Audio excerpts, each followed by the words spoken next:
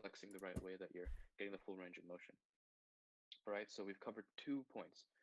Eating well, right? Nutrition is honestly more than, like, if you had to start with something, go with nutrition. Like, I just started eating well and running.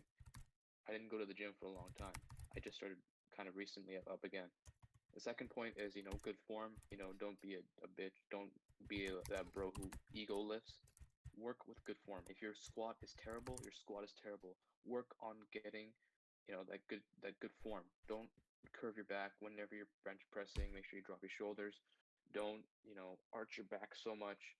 Make sure you use leg drive. Get those cues in mind. Like, get it researched and go through the experience of learning.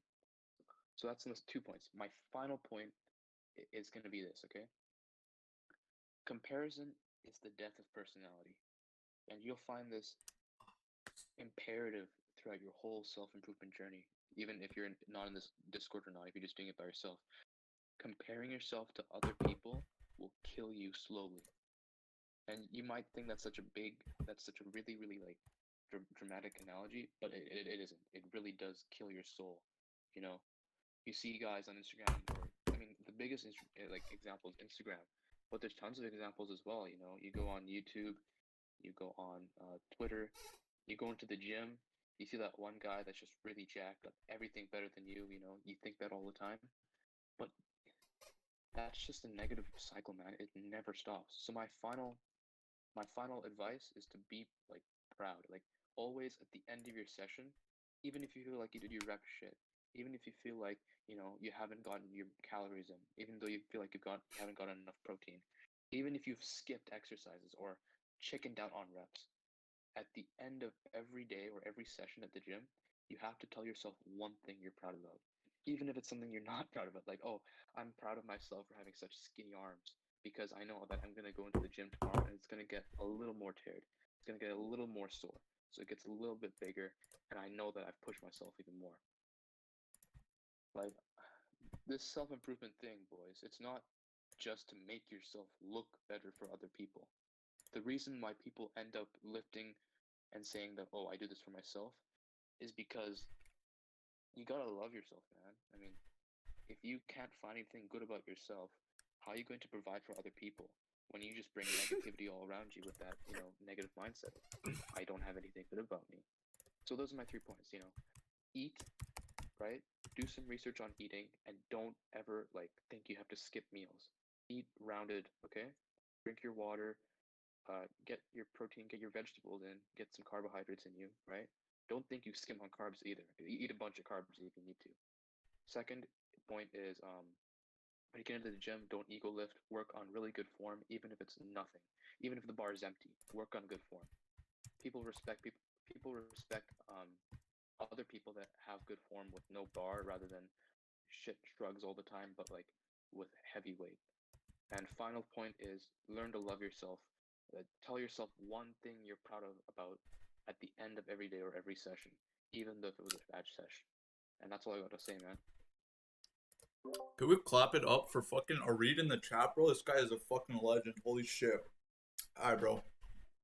I mean, Thank you so much. Yeah, no problem. And if you guys want to know anything specific about nutrition, maybe just stay in the chat a little bit more, or you can message me as well. I'll explain fan requests, and we'll just talk really quick. I do have stuff to do today, so I can't guarantee an immediate response. I mean, I'll be here for a while, like at least 2 hours. So if anyone wants to come up on the stage later on, I'll be inviting people up to just ask questions, just talk about their stories, whatever y'all want, man. That's mad respects, Syntax. That's actually a lot of time. Yeah, everyone clap it up for Syntax as well. Like, if you guys want to learn some stuff, stick around. Thank you for having me on. No, bro, anytime, man. Cause you're a goddamn legend, man. Alright, bro. I'm gonna move you to the audience, and then we're gonna get rolling with this lecture, bro. Alright, man. Go later. Talk to you later as well, bro. Alright, let's get it, boys. Let's clap it up for Arid, bro. This guy's fucking, he puts in the work and he knows what he's talking about, and that's something I can respect, man. Alright, so through this entire lecture, obviously we're gonna just be talking about nutrition. I'm gonna try to get about 1 to 2 people to talk about their perspectives on the different topics that'll be upcoming. Obviously, I won't be able to get to every single topic because we only have about 2 hours, so I won't probably get to like meal prep, fasting, ways to stick on your diet. But in the future, again, if you guys are interested, I can host another lecture on this to cover the shit I didn't cover. But okay, to get it rolling, I'll be talking about diet. Okay, so what is a diet? A diet is basically just a group of foods that you eat together. There's vegan, there's paleo, there's a bunch of shit. Like there's vegan. I said that already. Anyway, I so in general, I'd say that you don't actually need diets. Like dieting, unless you enjoy your diet, there's no point in dieting, right? Like if you don't enjoy your diet in the long term, it's gonna screw you up so bad. Because, for example, in keto, right, you're not gonna do keto. You're gonna do it for like a couple weeks, and then you're just gonna drop it. I'd recommend, if your goal is to lose fat, just make sure that you're choosing a group of foods that you like, or just going intuitive. I'll be talking about intuitive eating, but like make sure you choose a diet that you like and not some trend or fad diet that you find online. Now, I'll be okay. Also, healthy foods. What is a healthy food? Now, healthy foods are just like eating an apple. Anything that you prepare yourself. Something like, fuck, I don't know, just chicken, you know? Just healthy foods. You want to eat clean foods and avoid as many processed foods as you can. However, I don't recommend like just completely cutting it out of your diet fully, because that's just unreasonable, and it's pretty hard to do. So make sure your diet is more on the clean side. Have at least like a 80-20 split, maybe even a 90-20 or 90-10 split, bias towards clean foods. Now I'm gonna invite like 1 to 2 people up to just talk about their history with like diets and just whatever. So obviously we'll get the highest ranking members up first, because they got the most knowledge in general. So Akil, I invited you up, bro. Let's see. How does bulking work? We'll get to bulking in the later part of the lecture. I'll be talking about cutting, skinny fats, bulking, intuitive eating, bunch of stuff. Akil, you here, bro? Akil. I don't know if Akil's here, bro. Could you explain how to lose fat and gain muscle? Yeah, I got you, bro. I have a whole section. I have a bunch of notes on that. But yeah. Alright, if Akil's not here, Victory, if you fixed your tech problems, let's get you up, bro. Victory. Yes, I think I fixed it now. Yeah, we can hear you, bro. Alright, just finally. give us the rundown. I was an idiot, so I just like had myself muted. So I see. Alright, so just give us the rundown. Talk about dieting, your experiences with dieting, your perspectives, the whole shebang. So pretty much like as from like a young age, like I was taught by my parents like the importance of having like a good diet, like getting all the essential like vitamins, like micronutrients, all that stuff. Like usually over here, like in Ireland, like there's not really. It's only been like the past few years there's been an emphasis on diet. Like usually people just have like a takeaway culture, fast food, all of that. But like my mom studied culinary arts, so like she knows all the stuff, like how to prepare good meals, healthy meals, like specifically. So pretty much like I eat like a lot of meat, like a lot of steak, since I do running, for example. Like I need a lot of protein from that, and like I also my meals aren't like they're not consistent of too much fat, which is also important. But like I believe that like people shouldn't have very quick transitions to like different meals. Like they should like try to substitute like various meals. Like if you're eating like popcorn that's like full of fat, like full of salt, you should like try to swap those out for like something a more healthier alternative like peanuts. And so yeah, pretty much like I haven't had any like problems with like diet specifically. Like I've always known like the importance of healthy eating. Like obviously you should have vegetables, you should also eat fruit, but like in terms of the specifics, like all like the grams and all of like different like proteins and stuff and like nutrients, I'm not too like educated on all of that, but like I know like the bare bones of the stuff you should eat. Like you should not overindulge. You should aim to keep your portion sizes small. Like that's also important. Some people just tend to like eat very exaggerated portion sizes, even though they don't essentially need that. Like you should try to just balance it with water intake, and that'll help to keep you full as well. Facts. And honestly, drinking a lot of water can definitely help you out with managing your food intake. Because obviously, you can just, if you have like food and then you drink a bunch of water, like, first of all, the carbs are going to absorb a lot of that water, make you feel more full. Just shit, bro, you know? But I recommend. Think, Wait, go for it. Yeah. I think that it's important that we should like learn how to prepare our own meals, even though like it could be as simple as observing your parents making the meals, like, or if your parents don't make the meals, like you should educate yourself about it because it's very important to know how to prepare good meals, like good healthy meals that are low cost, that can suit you, that can get you everything, all the nutrients you need. So that's also an essential skill that pretty much everyone should know. Definitely. Alright, man. Anything else to add? You have any other tips? Nah, not really. I just want to keep it short so like other people can get on. So Or respect that. Here, I'll move you to the audience. There we go. Alright, so if anyone wants to join up to the stage, raise your hand. I'm gonna get Dexter on here, and then we're gonna move on to the next topic because we got a lot to go over. Dexter, how you doing, bro? Excellent, bro. Hello, I'm audible. Yeah, we can hear you. We can hear you. Alright, so just give us a basic rundown, like any tips you have about dieting, your experiences, and what your perspective is on it. I have few tips and few questions for. What was that? I have few questions also for you. Yeah, what's up? I'll share some of my experiences with dieting. So basically, I've been obese about 80% of my life now. So at my highest, I weighed around 130 kg, and like during my college, quite depressed. So nothing was working for me at that point, and all the trainers used to like give bad advice, and nothing used to work. So I first started reading about fitness. So I came across intermittent fasting. So I did that. I tried that for like 6 months, and I got rapid results after 30 kgs on that. Yeah, I mean, intermittent fasting is, there's obviously a bunch of health benefits provided. I think it was the first time like me going on some kind of diet. Mhm. So that was the reason why I got quick results from that.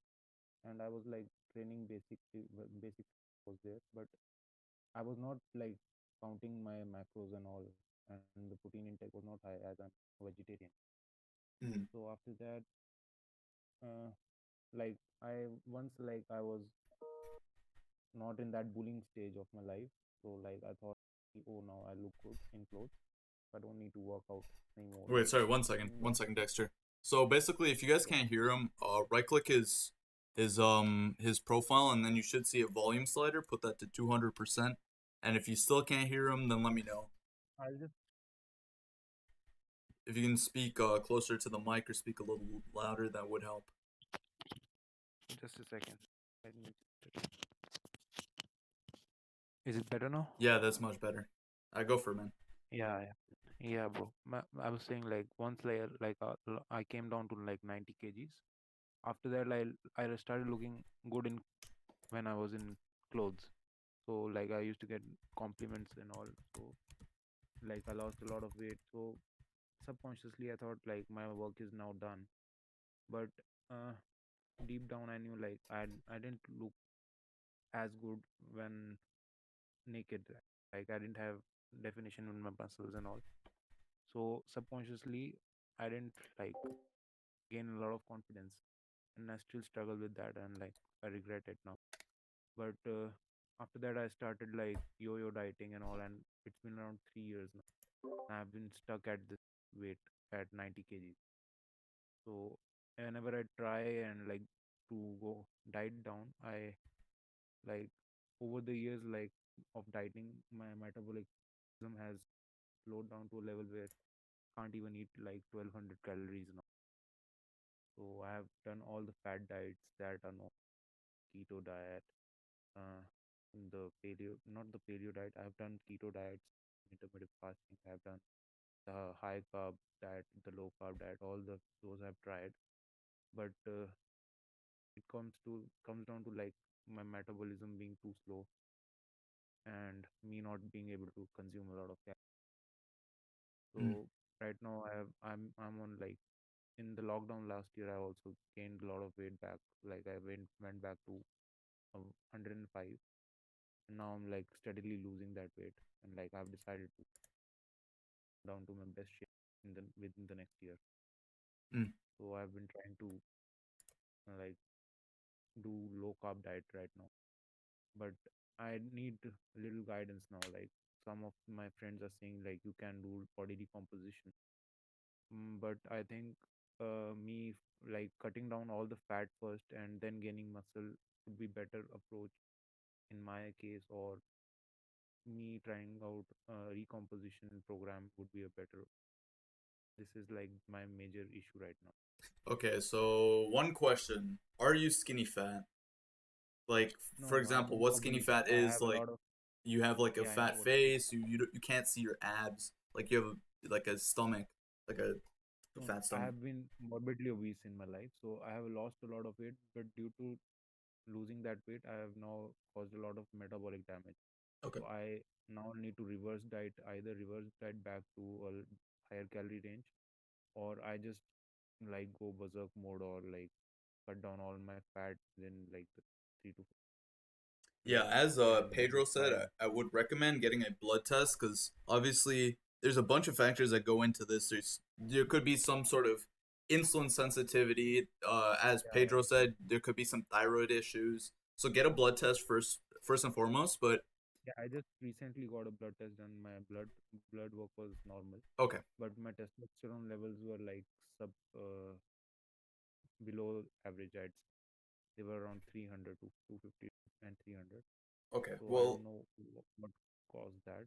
Uh, but I think due to my diet, like low calorie diet, maybe mhm. dropped due to that. Well, again, there's a bunch of factors that go into your testosterone. First, I'd say don't dip below 20% fats, as once you dip below 20% fats, you can see some negative consequences of that. Boosting your testosterone as easy as getting at least 7 to 8 hours of sleep, 7 to 8 hours of sleep. Like getting vitamin D. I mean, you're in India, right? So you should be getting plenty of vitamin D. But there's that. Eating enough calories. So what I'd say for you is you've lost a lot of weight already, but like cutting all the way down since you are basically, I think you're skinny fat right now. I'm not 100% sure, but that's my diagnosis right now. So cutting when you're skinny fat is just gonna make you I might be around like 28 to 32%, I'll say, okay. body fat. And I think like one of my friends also was in at the similar stage, me, and he lost all his weight. First he cut down to like 15% body fat, and then he started a recomposition. Okay. So like, but I'm like very confused right now. Like, I don't want to deter my health anymore. Like, but I also want to see results, Mm-hmm. Well, because whenever I try some heavier program like recomposition program, the results are too slow for me, and I get a little impatient after that. The issue what happens, because I know like doing a recomposition would be better at my stage. Like mm-hmm. I know I have some lifting experience also now. I can deadlift around 120, 130 kgs, and Result. I have good form in multiple exercises now. I have due to my training experience, but like I want to see results, like because I still look fat when I get take off my shirt. That's the issue. Okay, now I had just one question. Do you okay? So you're obviously in a fluffier state. Are your arms like? Do you have small arms and like legs? Yeah, yeah. I have Okay, very skinny arms, so but so my you're legs are basically thick. skinny fat. So I'm gonna detail Uh, like the steps of how to go through a full recomposition later in the lecture, but what I can give you just basic advice right now is get into a 10 to 20% deficit. Eat high protein.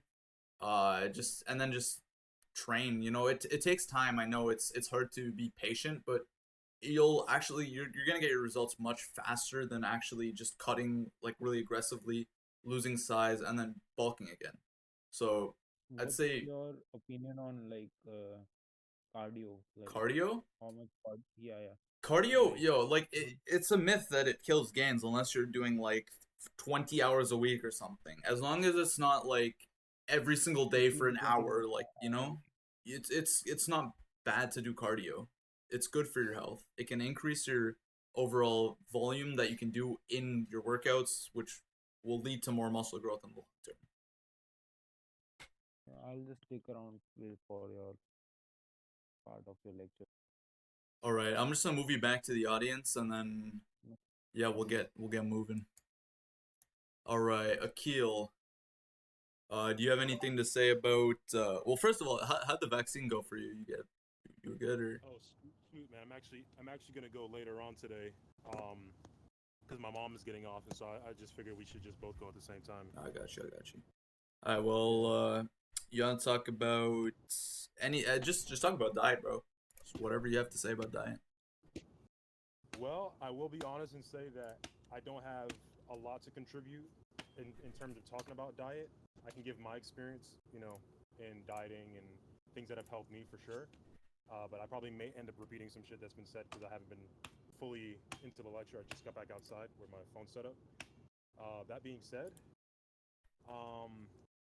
when I was initially, and by the way, if it's too noisy in the background, let me know. I'm chopping coconuts with a machete. You can hear it. You get, bro. Yeah. So like, I mean, what hasn't been said, man? I mean, when I was what you said earlier, especially about having to eat, I mean, that is so very important. When I first weighed 190, and I weigh when I first weighed 200, and I weigh 190 right now because I ended up gaining some weight. I ended up going from 190 down to, I believe, 155 in roughly 2 months, and all I did, man, was just eat less calories, but made sure I ate right and did cardio. I mean, if anybody here is trying to lose weight, I mean, you really don't have to put too much thought into it. Just count your calories and, make sure you're doing some good amount of cardio. I mean, maybe 30 minutes a day. You could do more. I got a fast metabolism. Maybe that's why I lost weight so quickly, but that's another thing. I mean, I don't know how young you guys are. I imagine everybody here is under 25, but, take advantage, man. Take advantage of these years where you have that fast-ass metabolism. Like, take advantage of being able to lose the fat, man. You don't want to be 30 years old and older trying to get into the gym. I mean, you can do it, obviously, but, take advantage of the fast metabolism you have to get rid of all that extra, skinny fatness and all that shit. Try to get as lean as you can, and, of course, build as much muscle as you can. But in terms of just nutrition, what really can I say, man? I mean, I cut out a lot of salt. I noticed that a good portion of the beginning of my weight loss was just water weight. And if you're eating a lot of salt, it's not going to help you to lose that water weight. What else? Cook your own shit. I mean, I did meal prep the first time. I went to my, I guess, exercising, nutrition, weight loss journey, whatever you want to call it. Meal prep will definitely save you a lot of time. And I'm finding that myself now,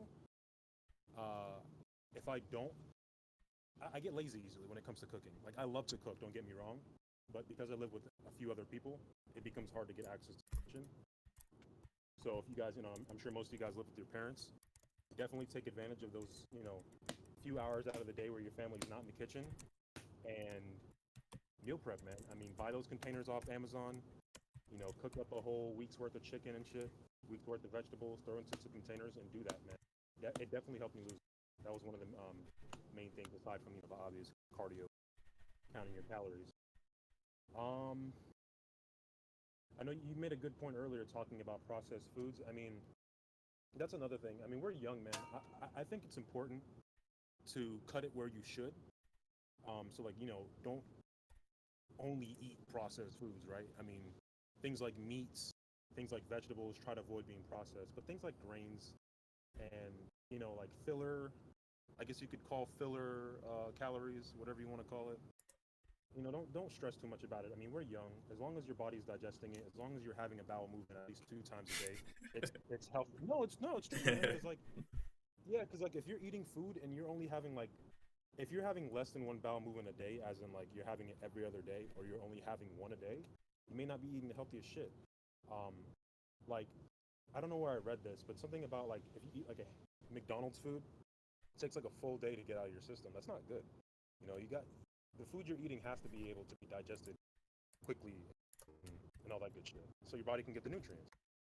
So definitely, you know, when it comes to the solid shit, like I said, like with meats and vegetables, try to eat the more organic shit.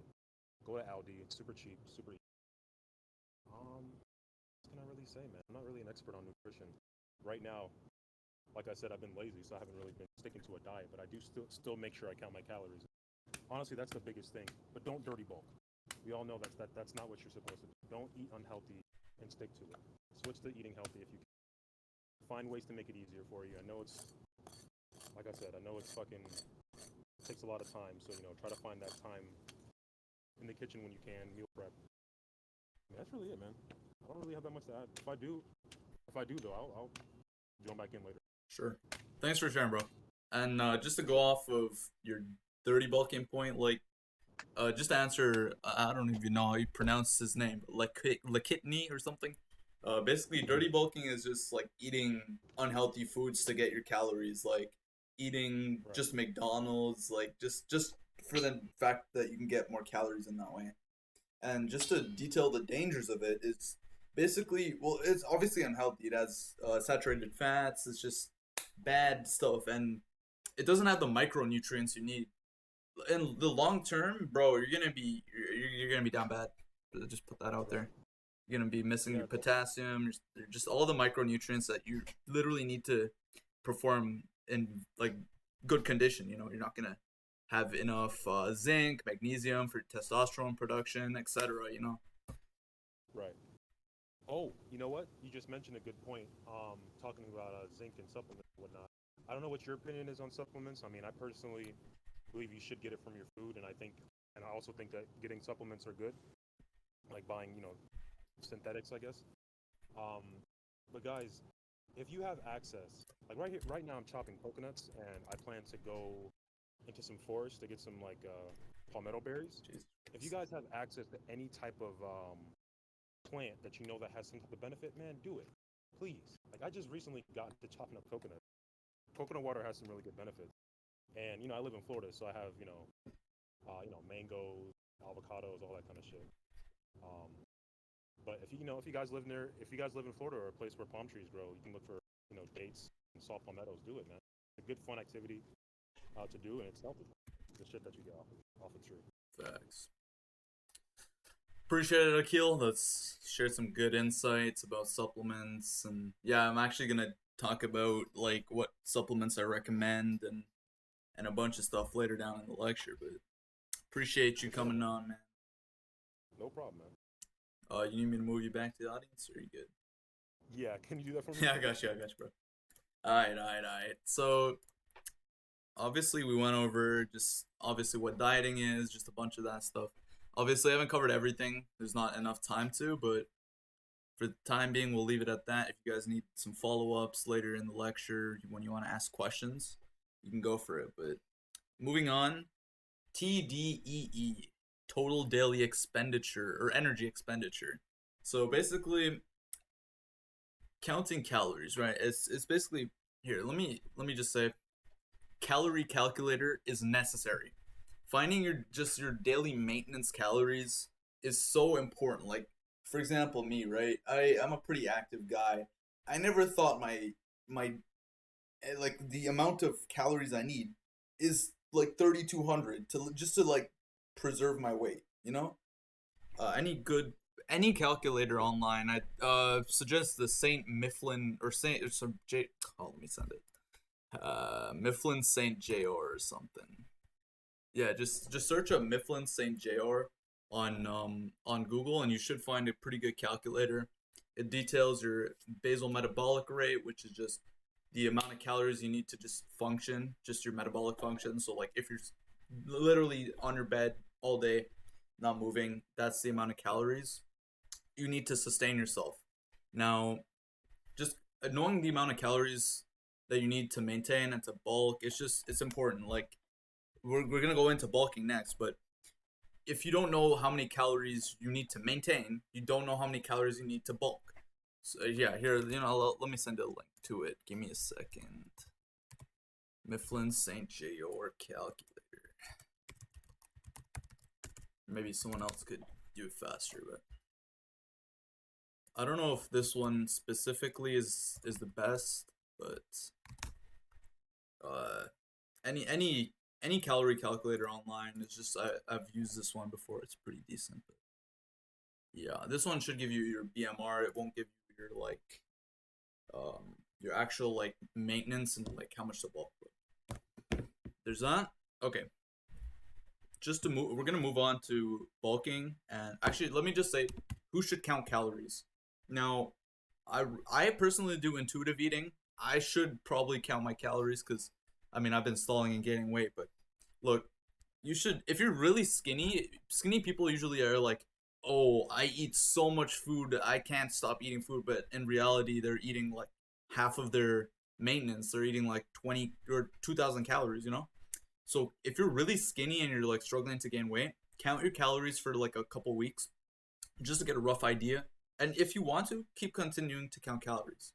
Now, also, I should say, if you're fat, also count your calories. It helps you to just be aware of what you're eating, and it can help you to cut later on. Okay, now moving on to what is bulking. Now, bulking is just eating in a caloric surplus.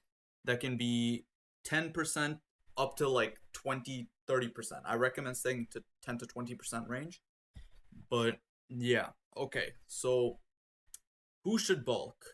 Any skinny person or anyone of average weight should bulk. Obviously, you're not going to recomp when you weigh like 20 kilos, obviously. You should definitely bulk if you're skinny.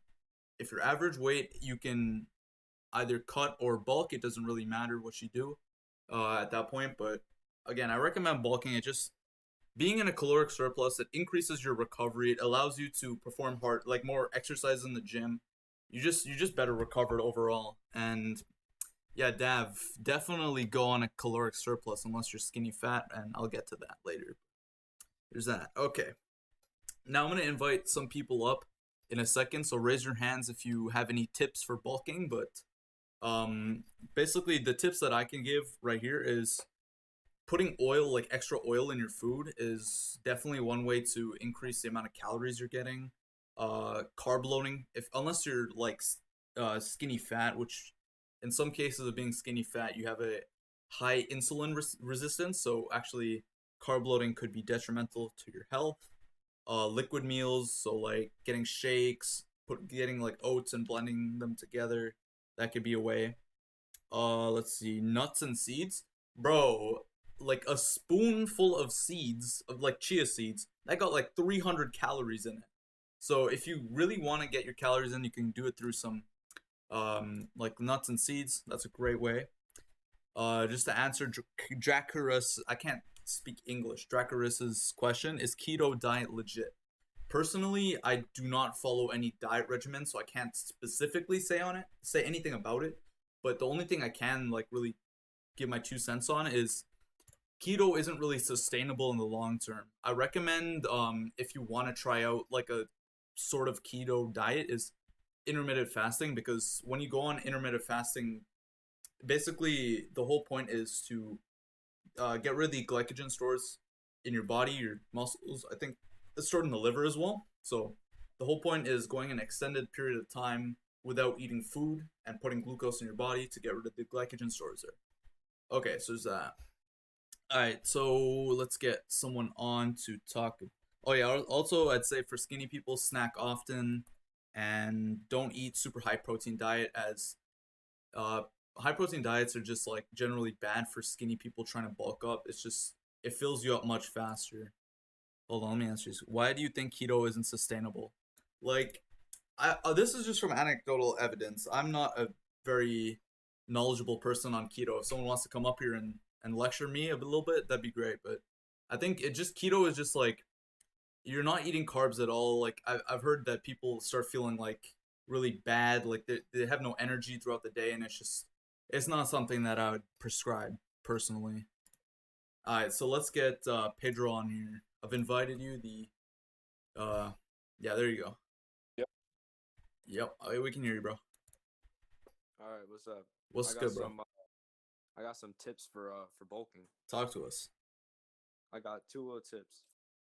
All right, so number 1 is this is something I did for a while, and I would go to the store and I bought like tortilla chips, right? And what I would do is I would eat my normal diet, and then I would come home and I would like make guacamole.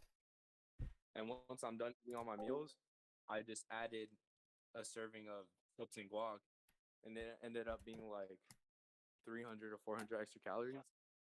And those healthy fats, like, I don't know, I felt really nice and I gained weight pretty good. And then I've also got like a bulk shake that I could share with the chat.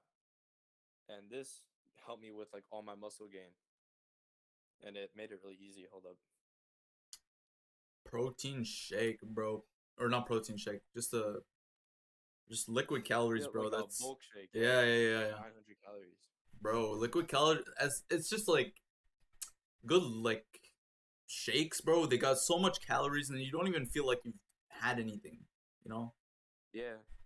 And it's like clean too, because you put like healthy shit in there, like oats. Facts. And peanut butter. Hell yeah, it's like 900 calories. Sir.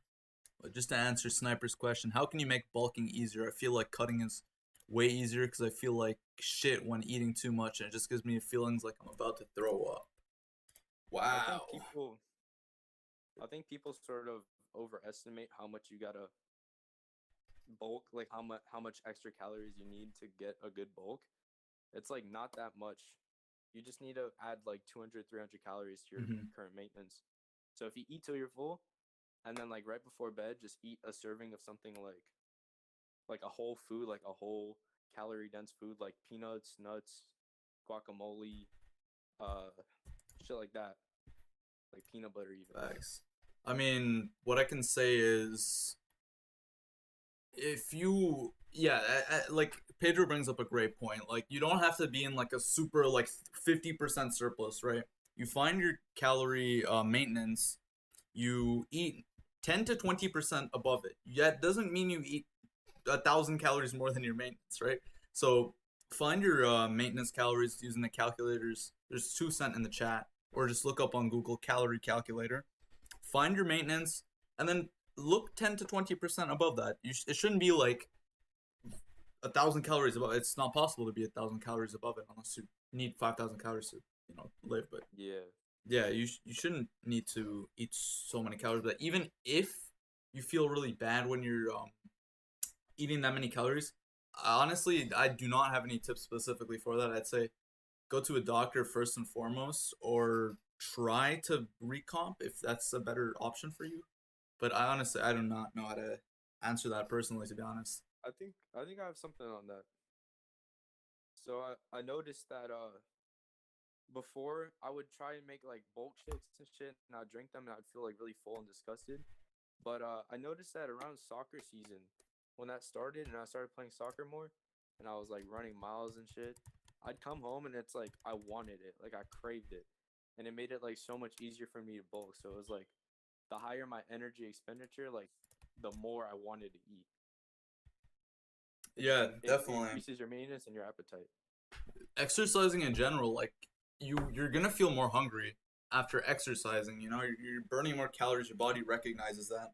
You're gonna feel hungry throughout the day if you hit a massive leg workout the same day. So yeah.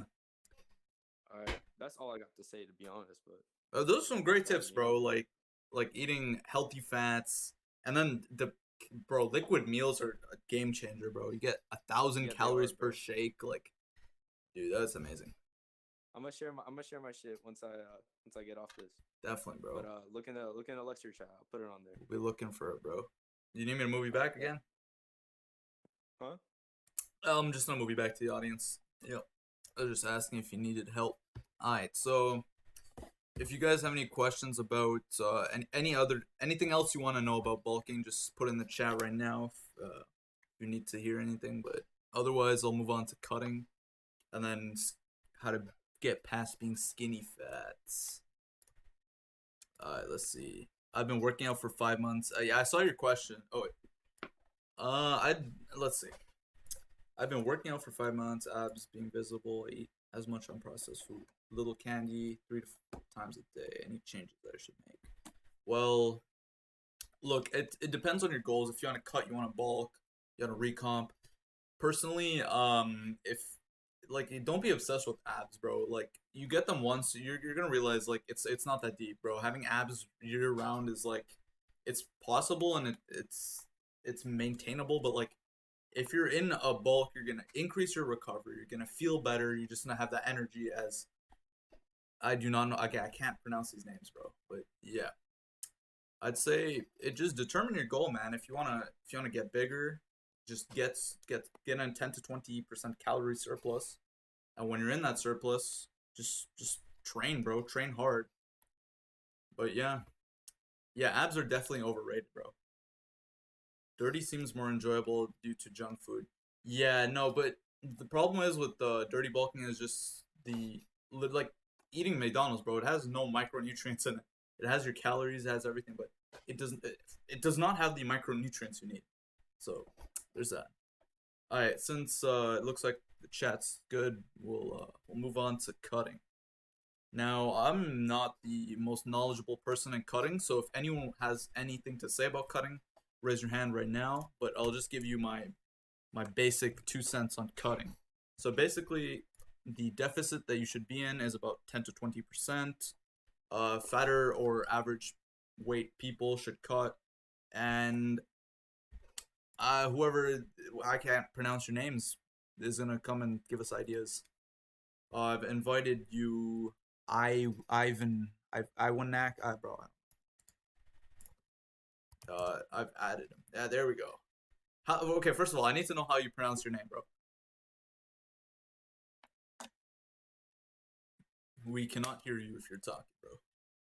Wait. Oh, there Can we you go. hear me? Yeah, we can hear you.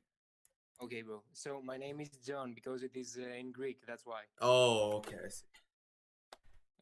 So wait. Let me put it on the speaker because I'm from the phone. I have the microphone through my PC. Wait. Okay. Change the audio. Okay, we're all set.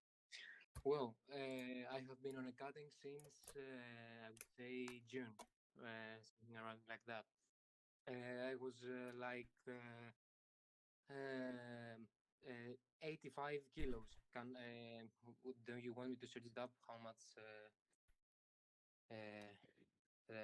libras it is, or it's okay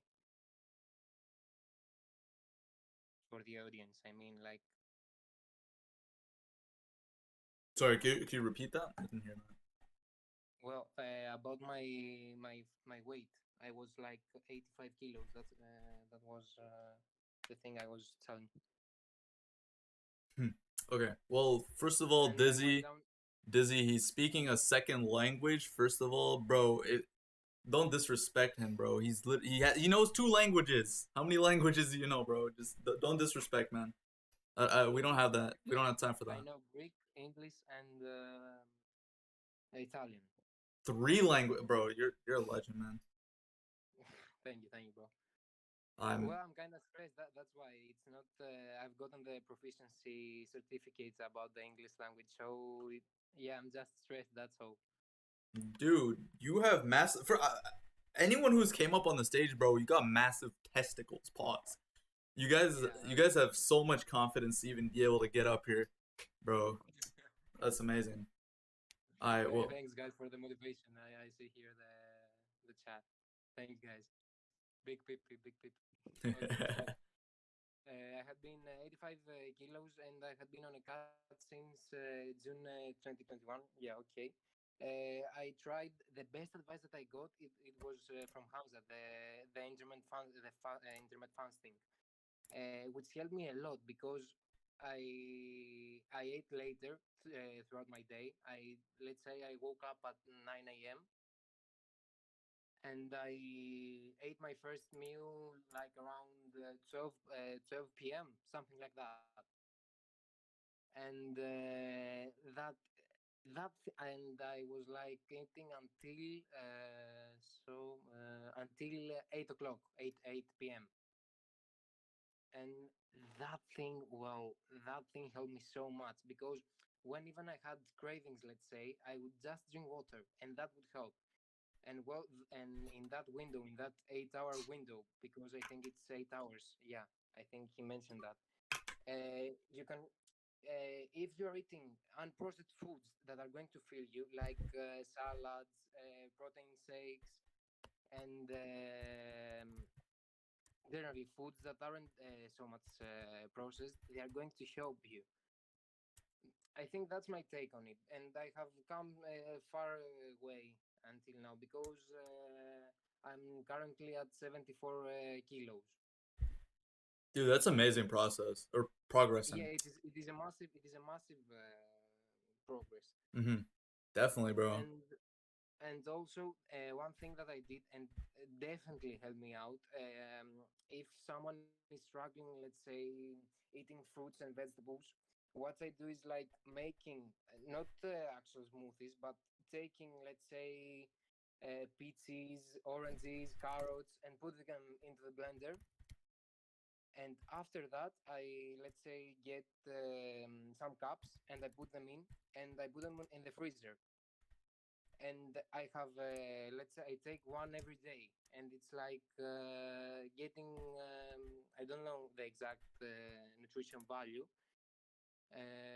but it did really help me that, let's say, because some fruits I don't like to eat them, like kiwi, let's say, and I put them in the blender, and after that I have them frozen, and I can get them what time I want, let's say. Mm. Well, Yeah.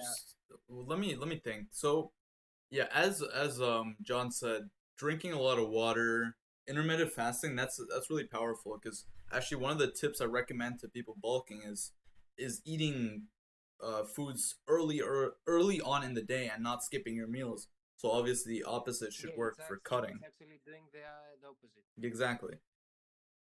Well, I'm gonna move on to recomping and skinny fatness. So I'm gonna move you back into the crowd a bit. Thank you for coming up here. Take some balls. Thank you for having me here and supporting me, guys. It really meant a lot. Alright, here I'm moving back to the audience, but let's get some Adonises in the chat for John, bro. This guy's sick, man. And hold on, you guys, can we get some yeah, just get some Adonises, but like, guys, can we get all of you Jeffries to join the cult? Like, go to hashtag someone put the hashtag, they do not remember it, but just join the cult, boys. Join the cult. Become cult member, that's it. Become a cult member, join the cult. There's so much value in here, man. Okay. Let's move on to how to get past being skinny fat, because I know there's quite a few people out there that could definitely help or benefit from this. Me myself, I'm recomping right now, not very strictly, but you know we we're just going through the motions. All right, so what's okay? We'll detail what is being skinny fat. So skinny fatness is just having a high body fat percentage ratio to your muscle your lean body mass pretty much. So basically having like skinny arms, skinny legs, but like a lot of fat in the face and the stomach. You could basically classify yourself as skinny fat there. Now, recomping would be the best way to um get like past being skinny fat, as you're literally losing fat, gaining muscle. Just pausing real quick to answer Mr. Beefalo's question. Best way to easily tell your body fat percentage? Well, there's a lot of charts online that you can like check with to see like a decent comparison. I wouldn't recommend body fat calculators. They're pretty inaccurate. Just I mean, if you want to send me a picture, no homo, of of your body, I can probably give you a really rough estimate. But yeah, look at charts online. That's probably the best way. So as I was saying with skinny fatness, recomping would be the best way to actually get past being skinny fat. Now, well, wear socks, boys. Wear socks. But basically, it's the way to recomp is it's quite simple. So it depends where you want to be at. There's 3 categories that I like to define how you recomp. So like there's when you want to be leaner. There's where you want to have a bit of, and then okay, Jesus Christ, you want to be lean, or you want to be like not super lean, but you want to like maintain. And then there's the middle of both. You want to be look bigger and you want to be lean. So basically, in both cases of wanting to be a little bit big and lean, and wanting to just completely cut down, there's going to be a 10 to 20% deficit in calories. You're going to eat a high protein diet. There's many studies online that show that eating high protein diets on a recomp can help with that. Eat 0.7 to 1 grams per pound. I mean, you can get more, but more never hurts. But you know, 0.8 grams per holy shit, 0.7 grams per pound of body weight. Holy, I cannot speak today. You know. Now, basically, there's that. After some time, you'll obviously notice a visual change in your body weight. At the point you're happy with, you can start to maintain your calories. And in the maintenance phase, you're just gonna maintain until you reach a adequate body fat percentage that you're that's a tongue twister. Victory says yes it is. Once you reach a adequate like body fat percentage, you're gonna go into phase 3 where you're going to enter a 10 to 20% surplus, or you're gonna maintain, and you'll have to like reconsider your calorie maintenance and like do a bunch of calculations. But small plug, you can check my YouTube channel, link to my Discord profile to actually, yeah, here, let me send the link to the video, because I actually have a whole video dedicated to skinny fatness, and I think it's pretty thorough. So let me send that video really quick. Totally not plugging my shit, but no shame. There you go. So that video, I basically did an entire video on being skinny fat, but basically it just details you need to be in a high protein diet, you need to train very smart. Well, not very smart, you just need to make sure you're not overreaching, because the whole point of being in a recomp is to manage recovery like to the T.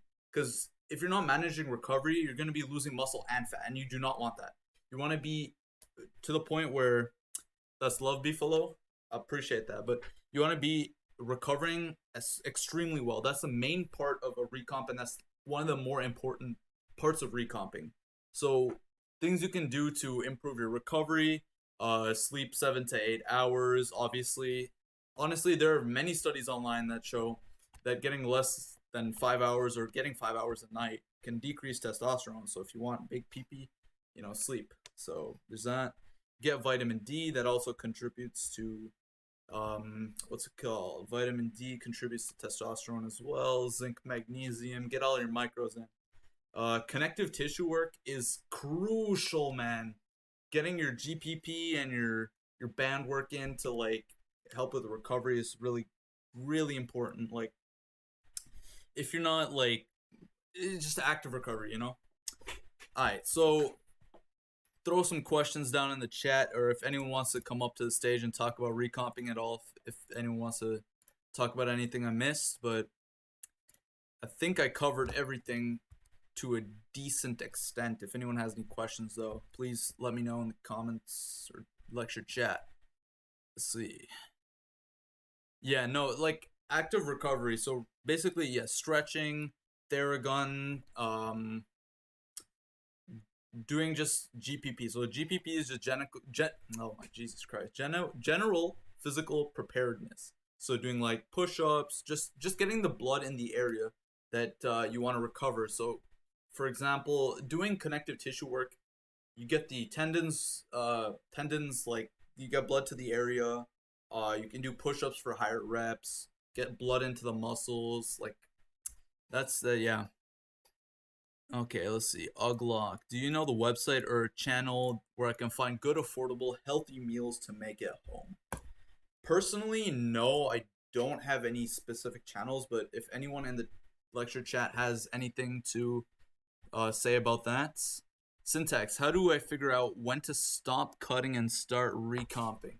Well, it really depends on your goals, right? If you're like really fat and you start cutting and you're at like 25% body fat or something, or even lower, you can recomp, but like it's really, it depends on where you're at. I'd say if you're in like the overweight category, you should probably cut down to like, or not even like obese. I'd say obese category. Once you drop down to overweight, you can start recomping. But yeah, there's not really a specific time. It's more like when you're happy with when you're happy with your like body fat percentage. Yes, Dav Noel Dazil is definitely a amazing channel to check out. How can you accurately check your calories and track your calories? So basically, again, I don't track calories too frequently, but using apps like MyFitnessPal can pretty much give you a quite easy estimate of it. You have to weigh your foods, I think, or I mean, using MyFitnessPal and just logging the foods can give you just a very decent like rough estimate, but you're never gonna get like a fully accurate estimate unless you get a food scale. But let me invite Condi up on the stage and let him speak about recomping or any tips he has. Condi, how you doing, bro? Hello. How you doing? We can hear you. Okay, nice. So I have a question A to question, you, go and for it. I also kind of want to say something. So, I have a picture because I don't really know if I'm just kind of have a lot of body fat or if I'm skinny fat. I kind of don't know. Can I like send a picture? I don't think you can send a picture to the lecture chat, but if you want to send it through to either Progress Pics or like Cult voice chat, we can probably give it a go there. Good. Is it in the top or the bottom? It's towards the bottom in the member chat. It'll be in the middle Progress Pics, or you can do voice chat text. It's up to you.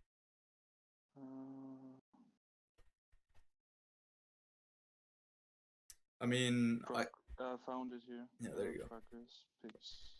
Send it through. It can give you a decent. This is a before and after my kind of recomposition. Okay. But I can't really tell like Your body fat percentage. I'd say you're down to probably. It's hard to say, but you're in the 15 to 20% range. If I had to give a number, like I'm not like it's really hard to just give you a rough estimate, but yeah, maybe I'd say you're lower on the 15% side, maybe even less. Like again, I'm not the best to do this, but I joined. So is that like kind of skinny fat? You were skinny fat and now you're jacked out of your mind. You look great, bro. Pause, but thanks. Definitely. So yeah, this is like I've been on I wanted to say something with like cutting because I have pretty much been. I know that's not why you like moved me here, but can I talk Alright, go just for a it, little bit about it?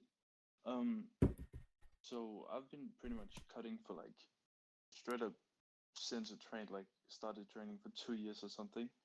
And that is because of the corona virus. Like I couldn't go to the gym, so all my progress, like I got from about, let's say, 95 kilos to 80 kilos, which was my goal.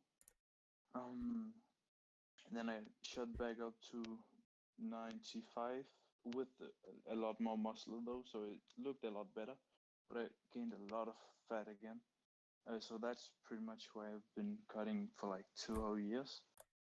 But yeah, eating a lot of protein really helped me.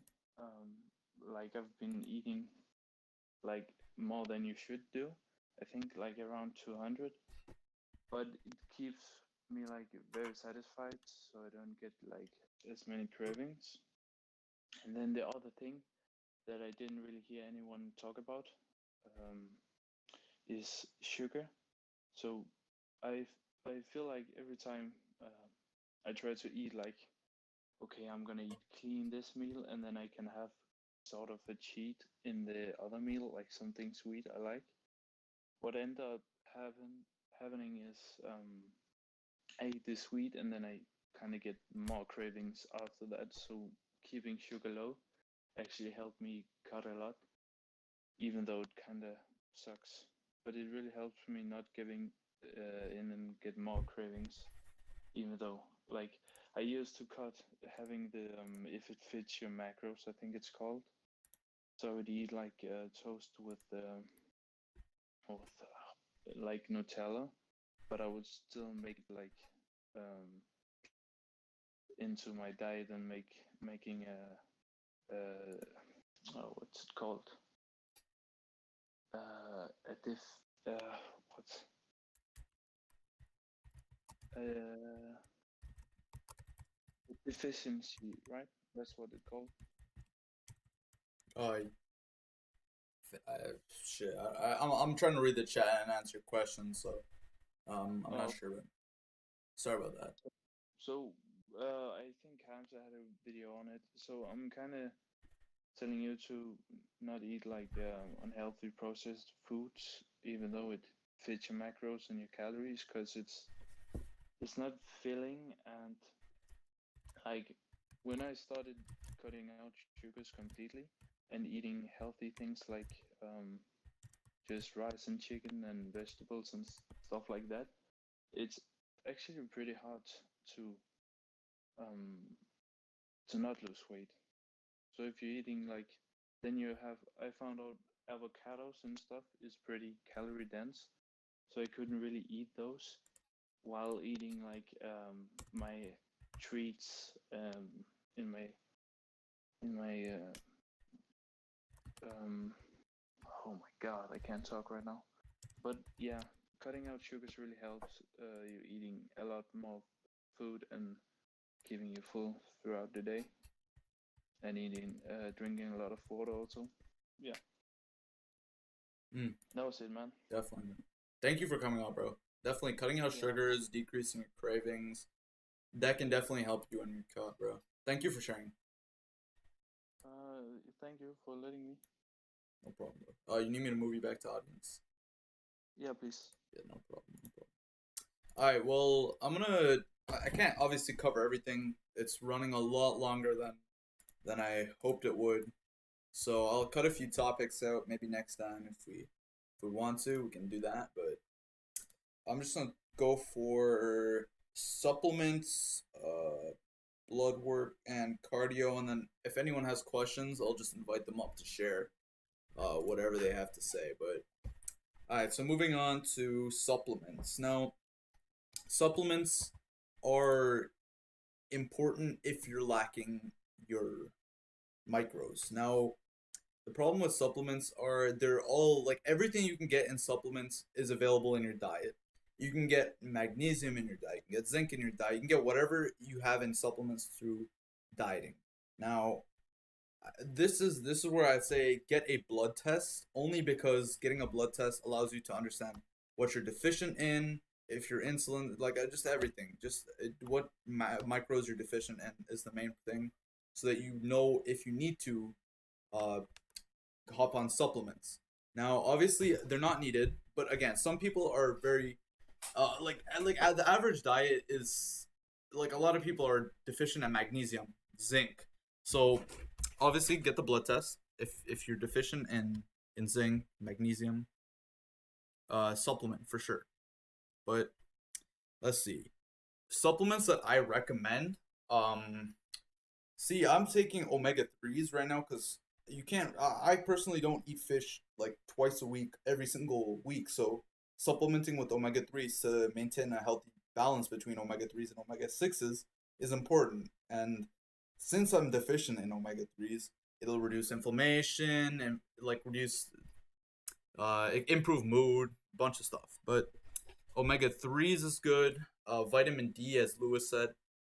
People don't go outside. If you're a recluse and you sit on your computer all day, you're gonna be deficient in vitamin D, and being deficient in vitamin D can lead to lower testosterone. You don't want that. Also, so vitamin D helps you absorb calcium, and if you're not absorbing calcium, your bones are gonna get messed up. So vitamin D can be pretty important. You know what? Is Lewis here? Let's get you on the stage if you want to talk about some supplements that you recommend. To be honest, I also would say magnesium and zinc could be pretty important.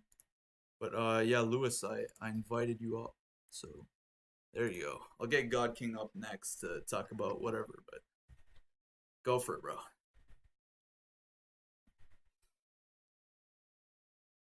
Oh, what happened? Let me re-invite him. You good, bro? Alright. Oh, there we go. Is it working? Yeah. I think my phone kind of messes up when I move in and out of the lecture stage. But how's it going, man? I'm chilling, bro. What about yourself? I just woke up, so feeling good, man. But yeah, no, you're hitting it on the head for the most part for the supplements. I think so for people who eat more of a plant-based diet, definitely want to take B12. I think even if you aren't eating a plant-based diet, I think everybody should take B12 anyway. I'm pretty sure like most people are deficient in B12, and B12 is it's so essential. It's essentially, it controls brain function. So if you aren't, if you're deficient in B12, you'll feel fatigued, you'll feel like hazy, and then eventually you can die if you're like super deficient in B12. So make sure you're taking B12. The next one everyone should take, that I think you already mentioned the syntax error, is vitamin D. Yo, I did mention that. Even if you do go outside, I think it's something like, fuck, I read a statistic recently. It's either 70 or 80% of everybody is vitamin D deficient. So even if you do go outside enough, just take vitamin D anyway. It's obviously, if for people that don't know, you get vitamin D from the sun. So yeah, I recently picked up, you can take one of those vitamin D tablets that you just take once a month. So instead of having to take them like every single day, I recently went to the chemist and picked up a 50,000 IU vitamin D, and literally you just pop one of those once a month and you'll be set for the month. But yeah, just make sure. Just wanted to chuck in. Definitely do B12. Definitely do vitamin D. And honestly, those are probably the only ones that are like super important that you most likely can't get from your nutrition. But yeah, man, those are kind of the two things that I want to chuck in. Yes, sir. What's your take on electrolytes as Maz? Well, I mean, the thing is about electrolytes is you can get them through like your just regular like food and shit. Like personally, unless you're like a super high performing athlete, there's not really a point in taking electrolytes. Like, or if you're deficient in them, like there's really not a reason to. But I would say I don't really prescribe drinking Gatorade or like those energy drinks with high electrolytes because they have a bunch of sugar in them that kind of negates the effect of them being good. So, I don't know. I'd say that you can have them sometimes, but like, look, coconut water has electrolytes in it. If you need electrolytes, get it through your coconut water or something like that. But yeah, yeah, fuck yeah, coconut water. Yeah, I haven't drunk fucking Gatorade or energy drinks for years, and I'm still alive. So Facts. I think they're definitely not necessary. Definitely not. Alright, well, shit. Let's get God King up here really quick. Maybe we can have a little discussion. Yeah, I might hop back into the audience. I just gotta get my breakfast and shit. Alright, you need me to move you there? Or? What's up, boys? I didn't God King. What's happening? I'm appreciate it, guys. No problem, bro. The nutrition lecture here. Yes, sir. Yes, sir. Yes, sir. Alright, bro. Go for it. So we're talking about supplements right now? Right now we're talking about supplements, but you can talk about whatever you want. Any general tips, so, anything. Yeah, about supplements, like you know, there's a lot of crazy shit you can take, right? So, well, what I found is that like the most like if you want to apply the like 80-20 principle, right? That 80% of the results are gonna come from 20% of the effort. So basically, supplement-wise, I'd say that the 20% or whatever would be probably protein and creatine when it comes to like body recomposition at least. Like sure you can take like BCAAs and magnesium and everything and all the different vitamins and stuff, but if you maintain a healthy diet with like fruit and vegetables and you know as you said with fish, I don't really feel like you need that much more else than creatine and protein, probably. Or what's your take on it? For creatine, I mean, creatine, it's really hard to get like the amount of creatine that you could get through like a supplement, but yeah, that's exactly what I'm saying. Yeah, like the creatine is like the one thing, and maybe omega-3s is like the only things you really like can't. Because fish is expensive if you're getting it. You need it like I think twice a week or something. So I'd say fish. Yeah, I think getting a cod liver supplement or just some omega-3 supplement in general is fine. Creatine as well, easy, yeah, and also a really easy tip for you guys, like when there's all these different fucking bottles with like vitamins and pills and stuff and crazy, and everything has like fitness, build strength, get muscle. You can just go to your pharmacy and get like the best or like package with like 250 pills that has everything in it and like for three times cheaper probably, because pharmacies literally like are the ones who started the supplement business. So that's a little tip I take. Like I have this green bottle it just says like multivitamin something, and there's a list of all these fucking vitamins and everything, and I just pop one of those every morning, and it's been going great for sure. Nice. It's good to hear. Well, I mean, there's not much to cover on supplements. I think we got the whole shebang. You know what I'm saying? So, yeah, I'm gonna move. Okay, you can move yourself down to the audience, or I can move you down. Yes. Wait. It's this, but yeah. Okay. You got it, or? Let's go, boys.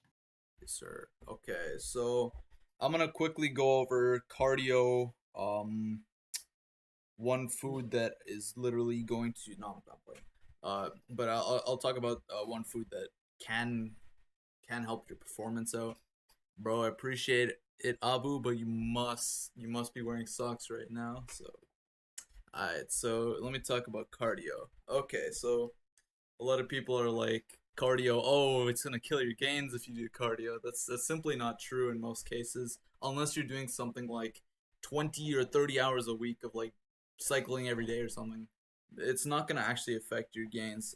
The cardio adaptations, unless you're doing, I think it's like half as much time as you spend like strength training, you're not actually gonna be affecting your progress. And even if it does, doing cardio will improve your work capacity, ultimately leading for you to be able to do more volume, which in the long term leads to more gains. Now, honestly, that's literally all I got to talk about for cardio, unless you guys have any questions in the chat. Otherwise, I can start getting some people up here on the stage to just talk about their fitness journeys in general, just to go back to a general topic, or their nutrition journeys. So, if you guys have any questions about cardio, please leave them in the chats. Oh yeah, also that one superfood that's gonna give you infinite gains, quinoa, because quinoa has a hormone called ecdysterone, which will help you out by increasing performance, but not that much, because that's not how it works. But you know, what if I can't recover from my cardio after a lift session? See, the thing is with the cardio after lifting weights is when you do your cardio, you don't want to do it before lifting weights, you do it after lifting weights. And make sure, like, you have to, like, manage volume for cardio with your weightlifting. So don't be, like, the day before your actual lifting session or the day of your lifting session, don't go all out on your, like, hit session. Don't burn yourself out the day of or the day before your actual lift session. Your main focus should be on your lifting, if that's your goal, obviously, unless your main goal is just general performance. But I'd say unless you want to, if you want to prioritize your cardio, then obviously it doesn't matter. But if you're prioritizing your lifting, you want to do it either after your training or a time where you're not gonna, like, example, you do leg day, right? Don't do cardio before your leg training day or the day before your leg day. Make sure you're leaving some space in between your cardio and your lifting session. Unless it's light cardio, if you're walking or something, it does not matter. But yep, there's that. If I can give any advice, if you have the opportunity to swim in the sea, do it. Yeah, no, swimming is a great alternative because, you know, there's not any joint stress. It's just, I love swimming, but obviously COVID. But looking forward to having you next time as well, Arguntos. Alright, well, that's really it. So I'm just gonna start inviting people up to detail whatever they want to talk about, ask questions, talk about their journeys. Just here to listen now.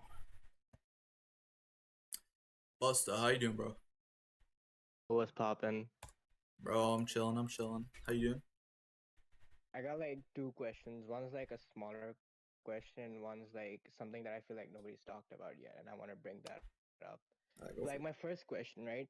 I'm hearing doing cardio after your weightlifting session. Like I'm hearing that for the first time. I've always been told you do a warm up and then you start lifting your weights.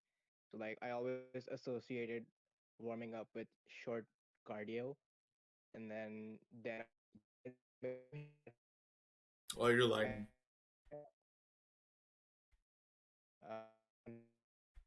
Hold on, you're lagging.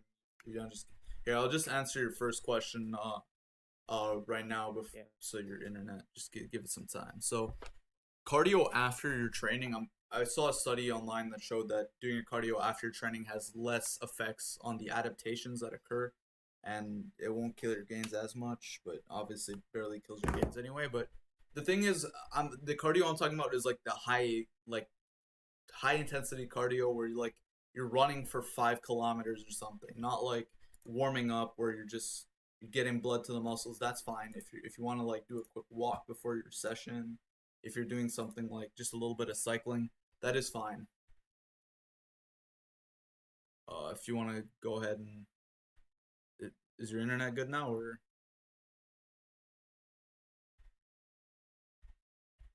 I guess it is not good.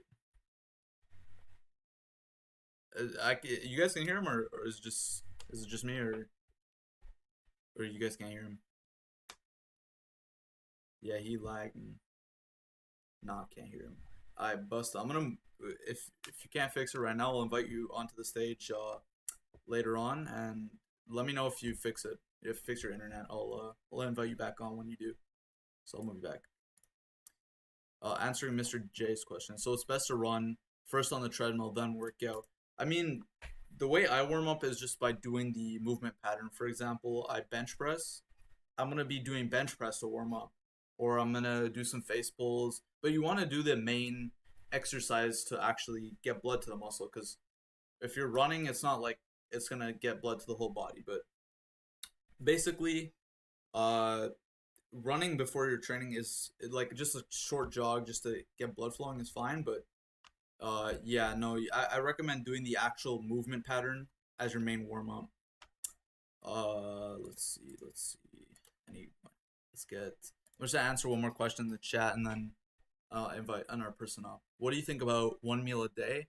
If you're trying to bulk or like, yeah, no, if you're skinny and trying to bulk, OMAD is absolutely terrible. But yeah, obviously for cutting. But OMAD, yeah, no, it's because it's hard to do like get as many calories as you need to gain weight in OMAD. But honestly, I've never tried it myself, but I think it can be definitely be a good tool to cut. Like I don't know, I can't speak on that personally, because I don't have experience on it.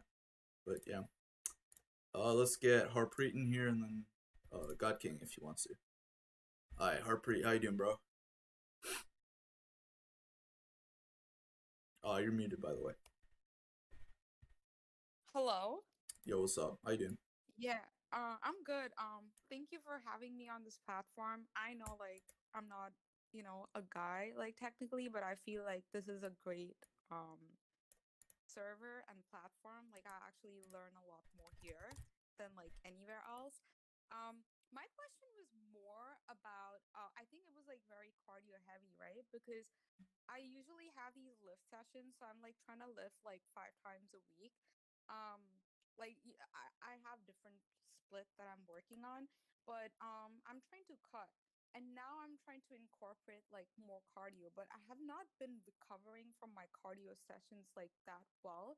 And someone suggested I use glutamine powder like to help with my recovery. What are your thoughts on using glutamine powder?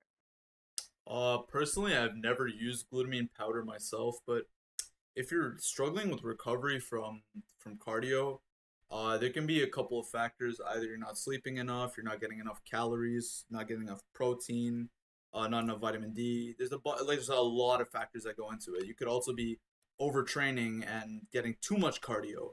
So honestly, you have to take it on a case to case basis, but you need to look at your volume specifically. Like, let me ask you this: how much cardio do you do, and like what type of cardio? So, like what I've heard, and I actually like even asked around about this, like which is the most like low impact cardio, which would actually help me like keep my gains. That would be like incline walking. So I really try like I think as and when I'm progressing through my cut, like right now I'm at like 45 minutes of high incline walking because I was not seeing the proper result that I wanted, and then like I was not sure like if I should do hit cardio, like that might actually help me. I figured like that was not helping me recover from my any of my lifting sessions. And I'm talking about rest days, like not rest days, but days where I was not lifting. I would just keep like one of those days as like a hit cardio session. But mostly incline walking.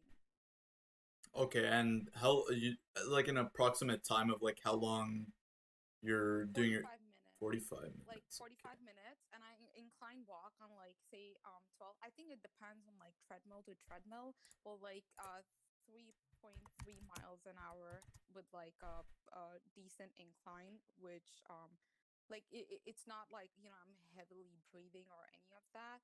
I think my body has gotten adapted to it right now. Yeah, I mean that's a lot of cardio to like. Obviously, it's not super intense, but I think if your main priorities are like obviously you need to recover and you need to like grow, but it depends on your goal mostly. If your goal is just general fitness, I can say drop a one lifting day and then continue with the cardio, because I mean again there could be also a plethora of other factors that go into it. Honestly, I do like how many days are you doing cardio? So I'm making sure like I think that I make sure that I do it like 3 times a week at least. like in a good week I would do it like 4 to 5 times. A lot of the times I was keeping it on like either days I would train my upper body, like one would be an upper body day, one would be the lower body, and like one day I just dedicate to like doing the cardio, and it would be more of like active recovery work. Okay, well, again, I can't assess your full situation because I don't know calorie intake, protein intake, a bunch of other factors like sleep. But honestly, I don't think that the cardio is the issue here because if you're just incline walking, it's again, it's as you said, it's minimal impact. You're not doing it too many times a week. If it's getting too much, maybe try cutting the amount of cardio you're doing or try a different type of cardio. Maybe you just do like maybe a jog or running or maybe just I think swimming is probably one of the best types of cardios. It has like the most minimal impact on joints. It basically has no impact on joints actually, but yeah, you could try swimming, maybe less cardio overall, and then just yeah, I think sleeping is one of the more important factors in recovery. So, are you getting like 7 8 hours of sleep a night? Yeah, so I've been making sure that I'm getting 7 to 8 hours, but I was also like curious if it has something to do with like any supplementation that I should be taking, because I recently started taking like magnesium more like diligently compared to what I used to do before. Like I am aware like so that it helps with recovery, but do you think that there is anything else that helps with recovery? Let me think. Well, obviously, I think a blood test would be the first thing to go for, because if you don't know what you're like, again, I can't tell you personally about glutamine. I don't have any experiment experience with it, but I think a blood test to determine any deficiencies would be crucial. As for supplementation, again, vitamin D, omega threes can help, zinc, magnesium, but I think just getting a balanced diet is probably the best thing. Getting your fruits and vegetables, just eating clean. But yeah, I can't really say anything in specific. Doctor syntax, but yeah, maybe like if you're having trouble with recovery, I think maybe try you have to experiment as well. You have to try cutting like a session or two of cardio and see how it goes from there. Maybe I know Miles has some experience with recovery, bro. This guy gets like 2 hour workouts every single day, so maybe he can uh add to the conversation there for any recovery tips. But yeah, I mean, I think a blood test would be the first step to see if there's deficiencies. If there's deficiencies, obviously, you can try balancing your diet better, or you can supplement with a specific supplement. But yeah, no, there's nothing really I can add right now. Maybe try cutting a cardio day or two and see how it goes from there. But that's all I can really say right now. Got it. Thank you so much. This was very helpful.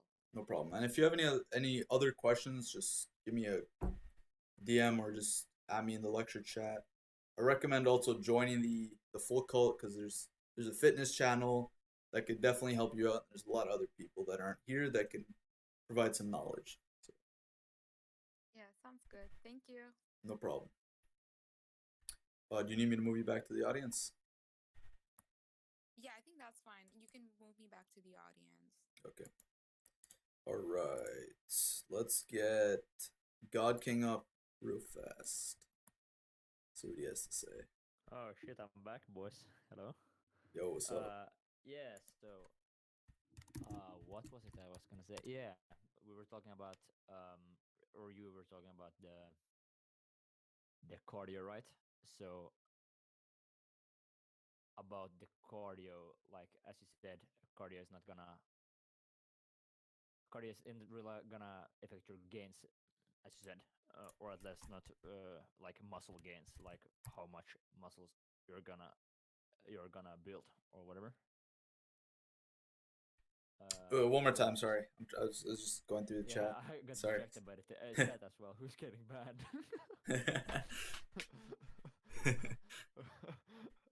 Okay, well, yeah.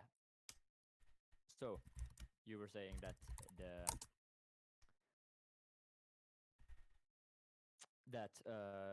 cardio isn't gonna affect your muscle gains or whatever, and I completely agree with that. And on that note, I would say that cardiovascular gains and muscle gains aren't the same thing, right? So there's like there's no there's nothing bad with doing cardio because, for example, cardiovascular training decreases risks of like cardiovascular like diseases like heart attacks and a lot of other like cardiovascular diseases, right? So you should definitely do cardio. I have this one friend actually who I don't know this the pounds or whatever, but he bench pressed 180 kilos as his max, and then he got like a cardiovascular sickness, right? Because he didn't do any cardio, so he had to stop his weight training completely just because he didn't do any cardio. He just he literally just lift weights all the time. So that was pretty crazy. Yeah, I mean, one thing I can add on to what you're saying is the thing is cardio. The cardio adaptations you get is more from like blood vessels developing in, like, for example, your arms, your legs. You get more like expansion of the blood system, and it's like a more extensive network. So there's more exchange of like what's it called, bad stuff. I can't. My brain is blanking, but you get more blood flow to the areas of muscle, and then I mean, there is some negatives because, like, if you go over like it's an arbitrary number. It's like you cross a line and it's like I can't give you like a specific number, but I think it's like, but it's like it's a ridiculous amount of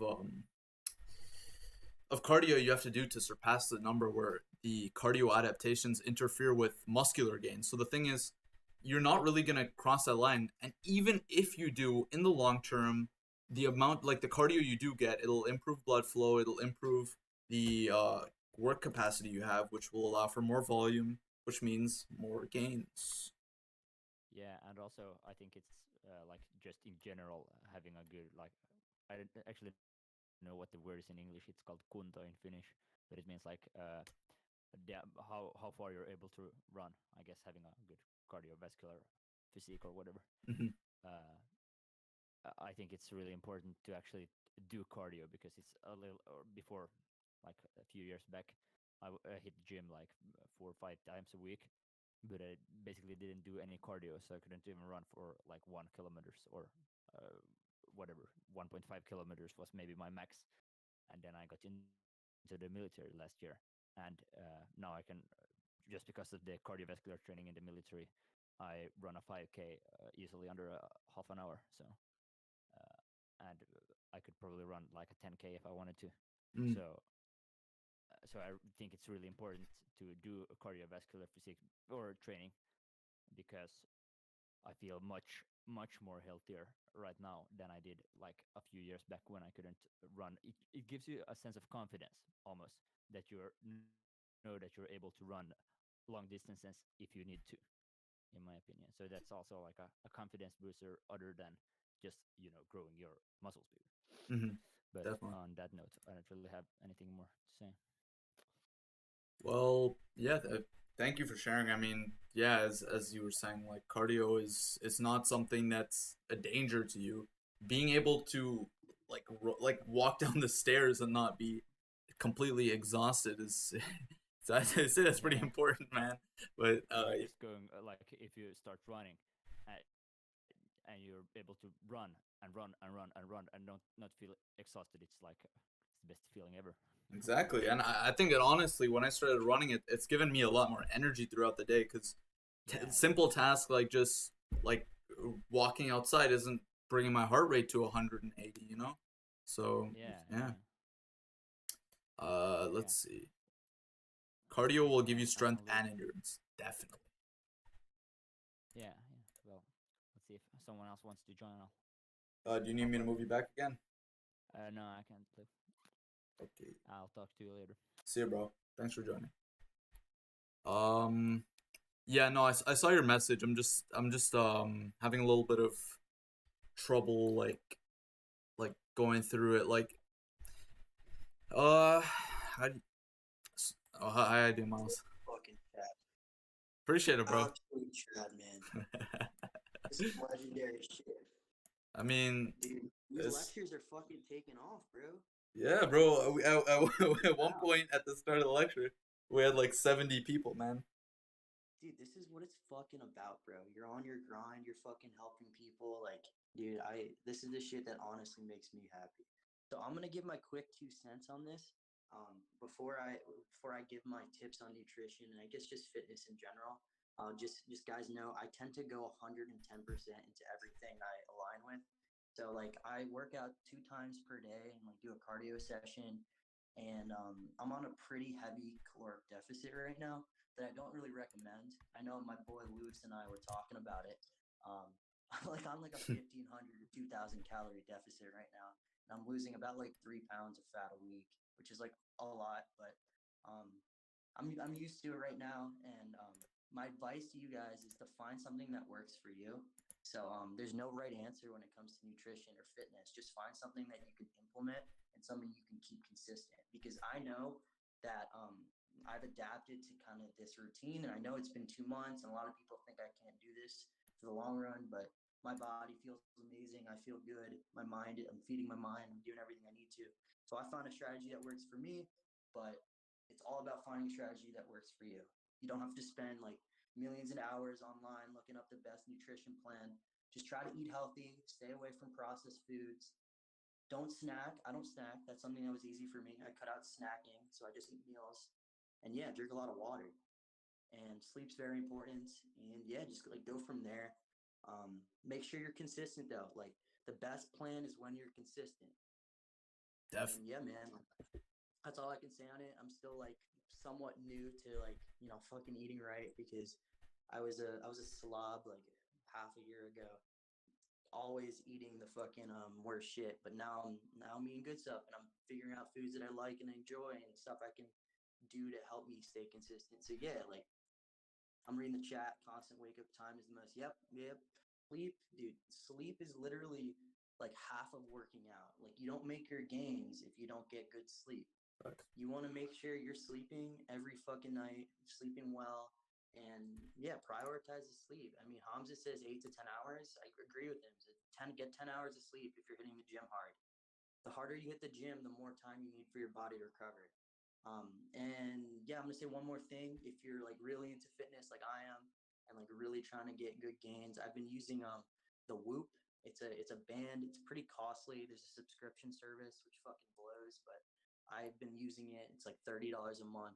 But I use this. Like I've tried all the Fitbits, the Apple Watches, everything like that. But this shit actually helps, and it tracks my sleep and recovery. So yeah. But yeah, that's my advice. I mean, I appreciate it. Appreciate you letting me on here. Well, I kind of just like you didn't really let me on here. I kind of just like went up. Nah, bro. But, you're always welcome. Thanks, man. All right. So that's what I recommend, guys. Syntax is a fucking legend. Appreciate it, bro. So guys, spam the fucking Adonises for Syntax. Like this is some legendary shit. I went to my fucking workout, and he was on this lecture, and I literally finished it, and he's still doing this. Like this is dedication, guys. Don't take this shit for granted. You're not gonna have a lot of dedicated fucking people that are willing to help people out like he is. So yeah, spam the fuck out of the Adonises, and I'm gonna dip. I'm gonna just listen to the lecture. Appreciate it, bro. Course, man. Yeah, man. Of course, man. All right, man. Take care. I'm gonna watch the lecture, but keep killing it. Appreciate it, big dog. Yeah, no, as Miles was saying, bro, consistency and finding something that works for you is very important. Yeah, I mean, let me just hold on. I need to scroll up to Busta's message because I haven't gotten a chance to answer that. But so let's see, 202 to 145, very skinny, and then you went to junk food a lot. So again, like, what I can say for junk food eating is I'd say, like, again, I've never really had a problem with restraining myself, but increase your willpower. I think Hamza preaches that a lot in his videos. Increasing your willpower will definitely net you a more, like, obvious, again, a stronger willpower to resist the urges to eat junk food.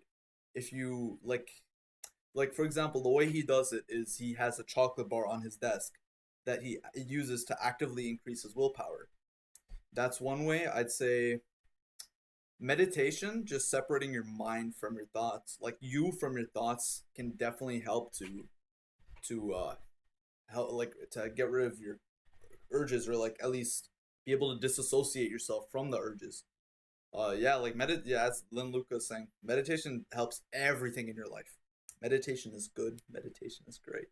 But yeah, again, I don't have too much experience with cutting. I've never cut in my life because I've been a skinny boy for as long as I remember. So yeah, I mean, let me get some more people up here.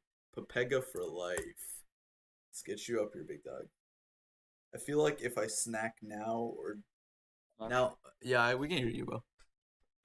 Right, can you hear me? Yeah. Alright, so I have a couple of questions. I'll go for it, bro. So I work night shifts, right? Yes. And they're like really long shifts, like 12 and a half hours. The schedule's like irregular, so one week I could work one night, and then say the next week I work like 5-6, right? Mhm. How would you how would I manage my diet whilst working? Like, do I eat during the night shift and just sleep during the day, or like that confuses me? Oh, he's asking the tough questions. Okay, well, let's see. Oh, Jesus Christ, bro. I'd say, are you trying to bulk or cut or like maintain recomp? I'm just kind of maintaining weight right now. Maintaining. Kind of happy with my weight, but yeah. Okay. I'd say eat whenever you have the time to. Track your calories if you can. Just get a rough estimate, because since you're in such a variable state of eating, bro, like you just gotta eat whenever you can, I think. Yeah, and then like the next thing that confuses me, right? If I have one shift that week, let's say I work like Thursday or Friday, and then I come back on like Saturday, day or morning. Should I just go to sleep and then just like how do I eat before going to sleep, or like? Again, as Lewis said, yeah, try not to eat when you're going to sleep. Try to eat when you're awake, but honestly, that would be nighttime, because if I could sleep during the day, yeah, no. I think the more important thing is managing your circadian rhythm, because there's a lot of ill effects of being in such a variable state of work, Yeah. like state of sleeping. I mean, but let me provide something for you in the chat, because again, like there's been a lot of studies that showing like being in such a variable state of sleeping can actually impact your future health and your lifespan. Actually, I'm pretty sure. Let's see. I mean, I'm not gonna work there for long. It's just a kind of a summer thing. But yeah. Yeah, no, I'd say if you can, I don't recommend shift work because it's really hard on the body, man. Let me find the video for you. I think it's this one. Welcome to the shift work. Okay, so this is by the Dr. Huberman podcast. It basically just goes over shift work and how to manage it, but I think just eat when you can, but just try to eat when you're awake. Like if your circadian rhythm is biased towards being awake through the entire night, eat during the night, not like when you're just about to sleep in the morning. You get me? Right. Because, yeah, I don't know. That's a tough question, bro. I've been trying to figure it out for a while, but yeah. I mean, yeah, no, that's my 2 cents. I'd say I personally don't recommend shift work, but if you need to, eat when you can at night, because I think that's better. Personally, that's what I say. Sounds good. All right, cheers, mate. All right, thank you for joining, bro. No problem. Cheers. Cheers, bro. New media. Yeah, okay, you got it. Hey, Syntax here. A lot of people DM me about what Winghoff Method is. If you're down, add me afterwards so I can talk about it a little bit. Yeah, I mean, there's some people lined up, but we'll get you on afterwards. Santa Enthusiast, we'll get you up. Santa, that's a pretty sick name, bro. You're muted, by the way. So do you think keto could be good if you just kind of like drop a lot of body fat, like if you're fat? See, the thing about keto is it's kind of like you gain or you lose a lot of water weight really, really fast. And then I don't feel like it's the best for losing fat personally. Shit. Honestly, it's pretty simple. Like you just calories in, calories out. If you do something you can maintain in the long term, there's no point in hopping on keto, losing a bunch of water weight, and then being like, oh, what's next? Because just find something that you can lose fat in the long term so that you're not like struggling to find something afterwards. It gives you more peace of mind. Just it's pretty simple, calories in, calories out for the most part. Obviously, that doesn't really work. Again, I can't speak on keto myself because I've never done keto before, but yeah, shit. That's what I can say. Awesome. For the short term, you could try keto. I don't have too much knowledge about keto, but for the short term, it could work. I'd say find a long term plan. That's probably my best piece of advice for you. Okay, that makes sense. No problem. You need me to move you to the audience, or you have anything else to say? Or Yeah, sure. alright, I got you, No, bro. no. Move to audience. Okay, hold on. What? Someone's saying something in the chat. Does losing water weight actually help though? See, losing water weight, it's not a bad thing if you want to lose weight. It helps you track like where you're at and like an actual trend if you're using a scale, but losing water weight isn't really doing much for you. Basically you have glycogen in your muscles, and your muscles are a lot of it is water. Like I think it's like at least 50% or something of your muscles water. And if you lose the glycogen in your muscles will look less full, but it'll allow you to track your fat loss a lot easier. But yeah, I don't know. It could help. It could help. If you're eating in a deficit, you're gonna see water weight loss though. That's something I can definitely say. Let's see. Let's get someone on. Condi, let's get you on, bro. Lecture uptime. Let's see. It's been on for about an hour and a half. Can you hear me? Yeah, we can. Go for it. Great.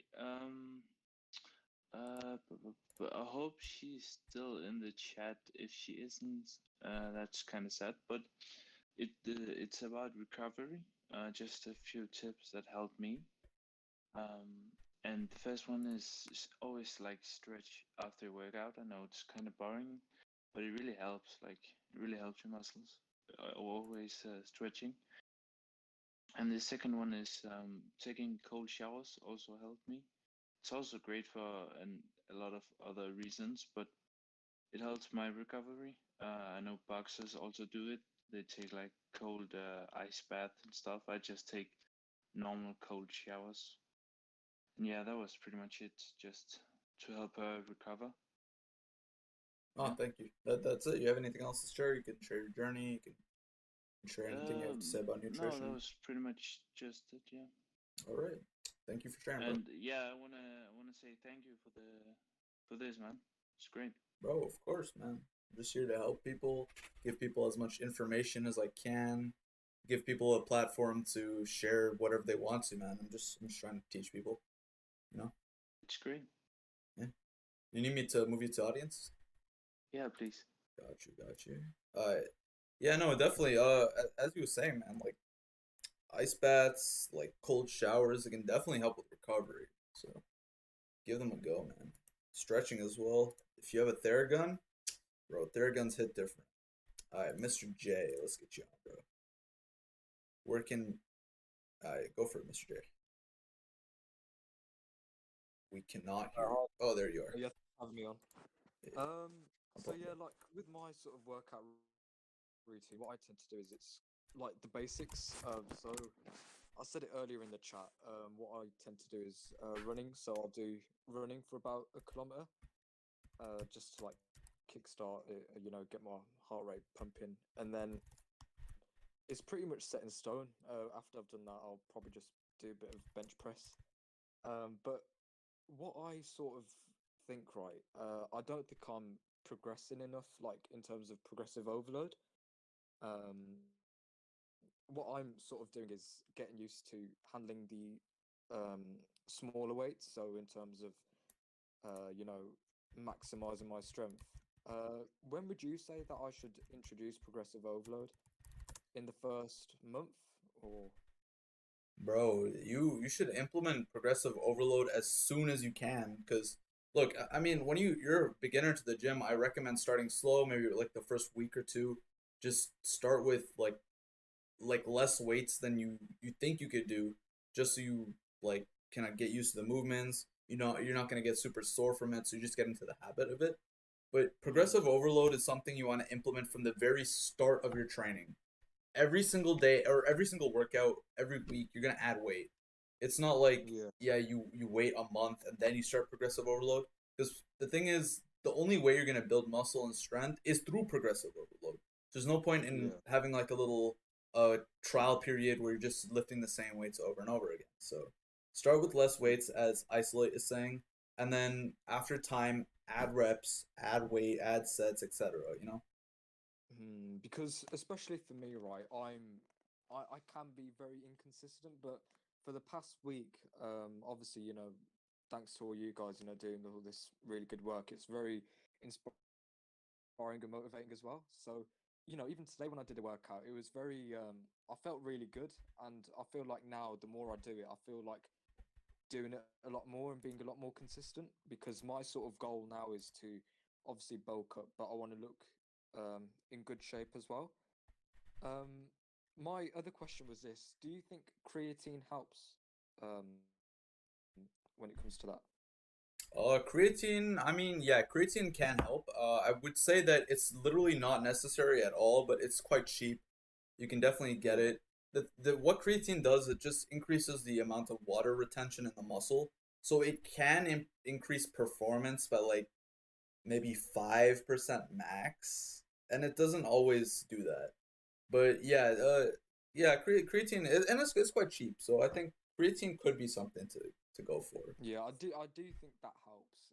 And I do remember listening in the lecture earlier as well, um, talking about calories. So, do you recommend taking protein shakes for like late night calories um, Mm, in the evening, sort of thing?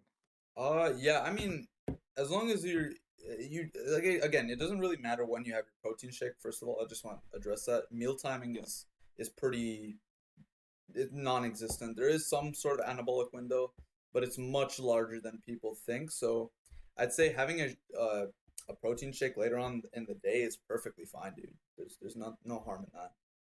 Okay, okay. Yep. And working out, it should normally be. When would you say would be the best time to work out? And what's your opinion on that? It literally does not matter, to be honest. Like I'd say work out when you feel you have the most energy. Like if you feel like you get really tired later on in the day, start working out earlier in the day. If you feel like you're really tired in the mornings, work out later in the day. It really just it does not matter when you work out. Yeah. Yeah, There's no gains and to doing it in the morning or later in the afternoon or something. okay. I normally hear about all these like Arnold splits, push pull legs and stuff. Mhm. Um, is that scientifically proven in any way to be efficient in any way? I'm pretty sure I heard that Arnold splits weren't the greatest for muscle growth, but what I can say is definitely having a split is something that can be useful. Like for example, like it gives you more structure to your program, Yeah, so that so you can follow it easier. There's definitely merit to it. I could say that you want to be working out your muscles at least, or like example, you want to do exercise your muscles two or twice a week at least. So Yeah, I mean that's it because apparently in the literature it shows that muscle protein synthesis. So after you work out, like your muscle growth, it's spiked for 48 hours. So working out twice a week will pretty much get you as yeah, you know, you're gonna build muscle the entire week. So Yeah. yeah. Yeah, definitely, like, even with my mood and stuff after a workout, it's a lot better. That's one thing I've noticed. Yep. Sometimes when I'm just sitting around doing nothing, getting in a workout, it really does help. And Yep. for all those in the audience now, all I can just say is keep going, really. And I do think even for myself, like, I have started to notice some progress, which is really good. But yeah, thank you for having me on here. No problem, bro. That's Yeah. yeah, no, bro, my brain is not working today. But do you need me to move you to the audience? I think I should be able to. Alrighty. All right, cheers, mate. Thank No, you. no problem, bro. Thanks for coming up here. Take some balls, you know what I mean? Bro. Oh, Jesus Christ. I don't know if I've been sitting here too long, but oh yeah, okay. What I was gonna say. So what I was gonna say is, yeah, working out, it can definitely increase mood. It literally boosts your endorphins in your body. So if you work out to increase your mood and just feel better, bro, get on like a push pull legs or work out every day. Like, dude, that's yeah. If that helps you with your mood, it definitely helps me with my mood. It definitely helps my mental health. It get some stress out. All right, let's move on to the questions in chat. Do you think beginners should do full body workouts? See, I'd say it doesn't matter what you do as a beginner at all. Like you can do the most dumb program, and as long as you're progressively overloading, you're still making gains. So personally, I'm on a full body, or it's not really a full body, but it's basically a pseudo full body 3 times a week. I think yeah, full body for beginner, it's not a bad idea. I think it has merit to it. But again, as I said, it doesn't matter. You can do push pull legs, you can do upper lower, you can do full body, you can even do full body twice a week. It really does not matter what you do. Isolate says, I feel like as a beginner it really doesn't matter because whatever you do, you're gonna build muscle in your newbie gain phase. Yeah, that's exactly what I'm saying, man. Like it really doesn't matter what type of workout you're doing, you're gonna build muscle either way, right? So Jesus Christ, 5 people on. Alright, let's get Christopher up here because I know he wanted to talk for a while, so yeah.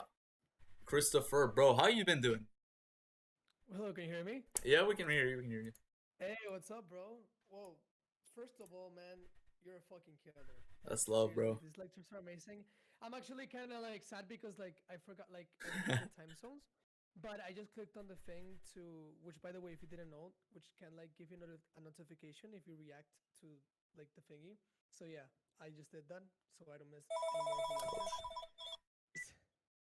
My fault. So yeah, no, it's okay. Hold on, I need to mute my microphone support. No, bro. Hello? Oh well, his mic is muted. I'm gonna take the opportunity. Yeah, hello. Because yeah, it's I actually just mentioned it on the I'm gonna come in about 15 minutes. A lot of people were asking me about it, about what the Winghoff Method is. And just to make it like real simple, real summary, of course, like I'll send the links to the web page and things like that in the chat so that you guys can like do your own investigation and all the things that you want to search. But the Winghoff Method is created by this guy called Winghoff. And he's very like, this guy's crazy, man. Like, he's legit built different. The guy literally climbed the Mount Everest like only in shorts. The guy, he's known as the Iceman.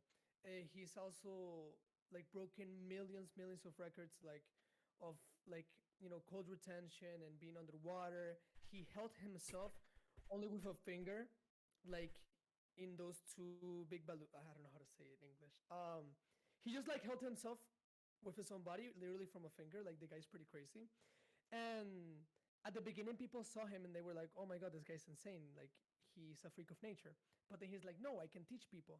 And to summarize it, like some scientists started like making tests of him and things like that, and pretty much they discovered that he had a much better immune system that the majority of people had.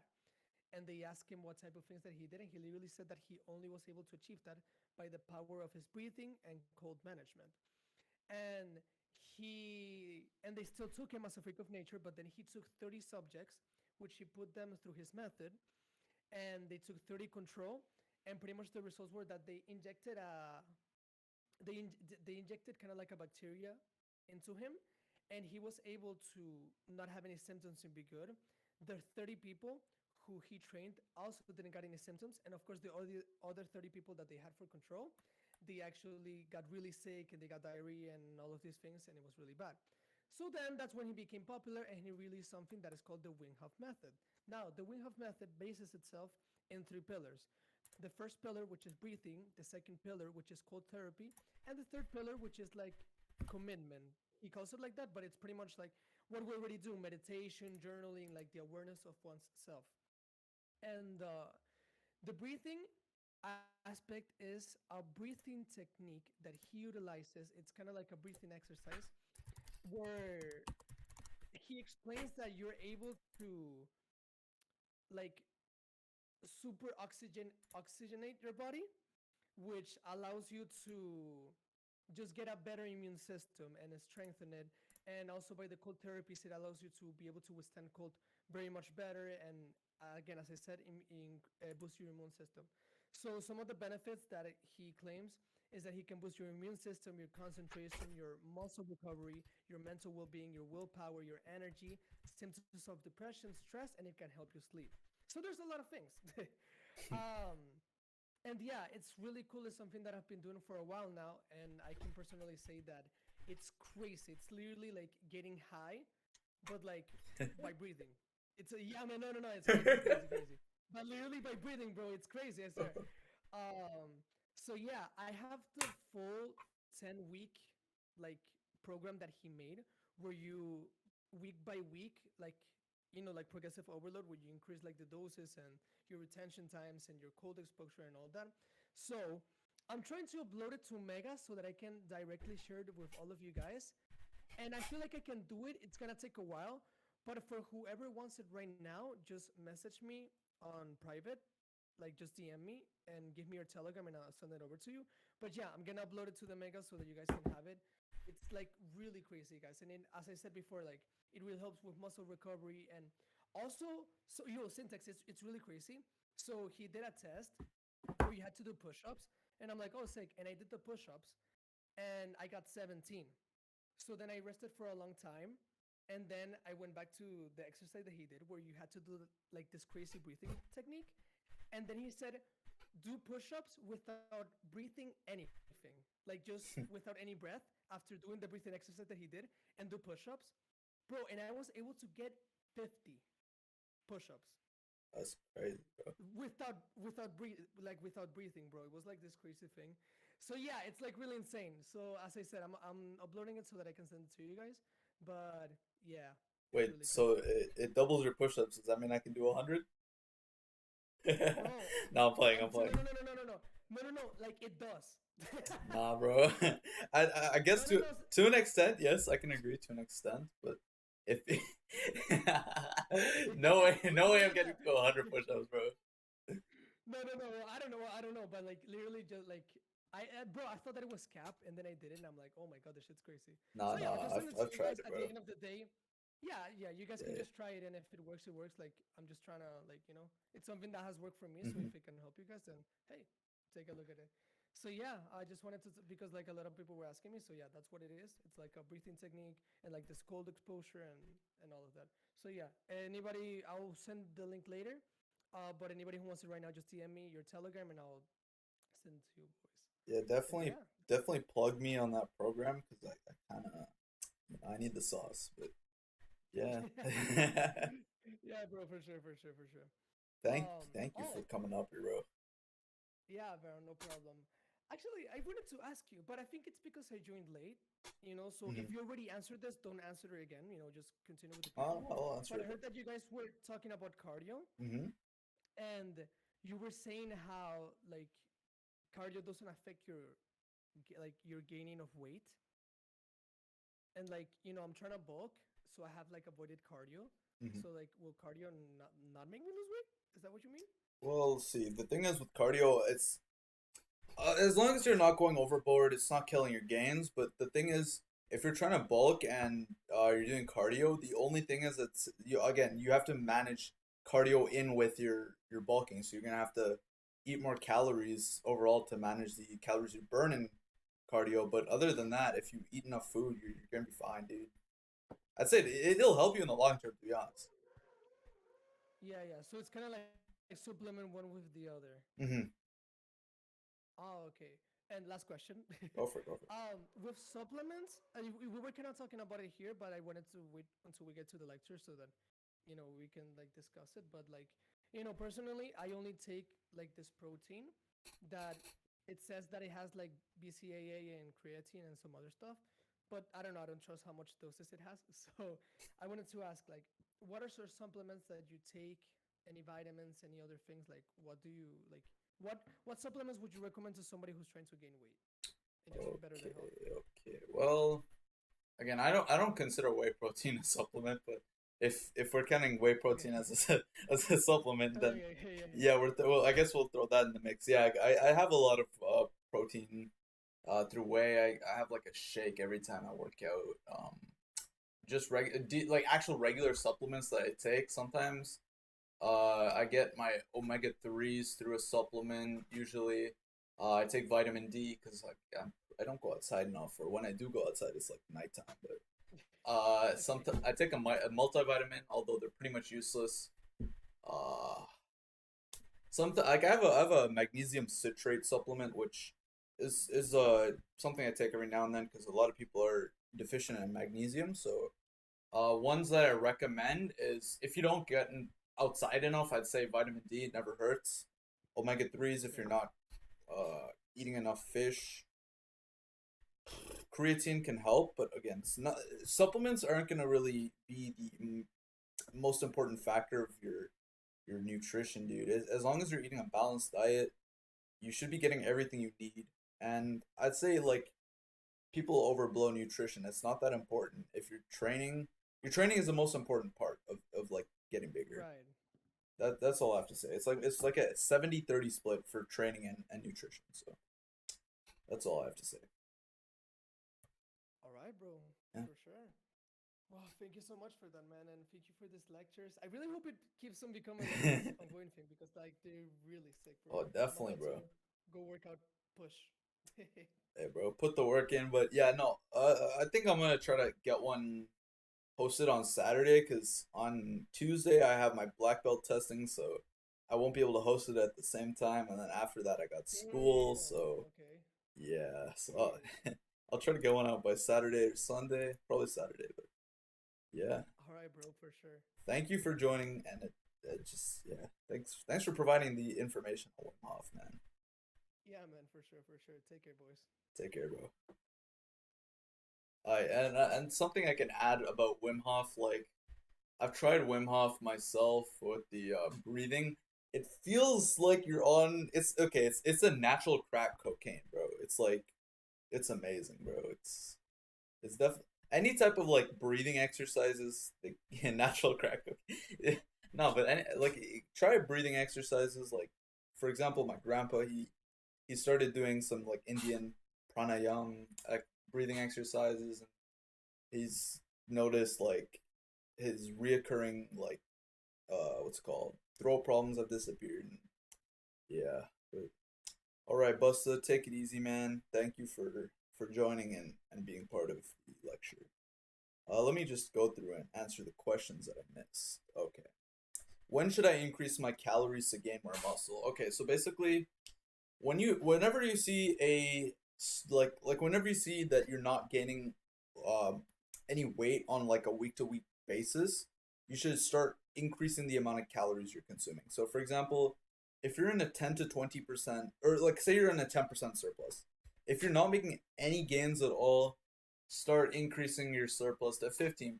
Then you stop making gains or you're stalling in the gym, 20%.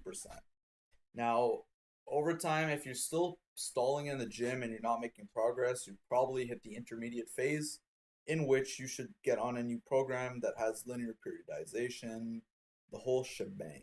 Yeah, so there's that.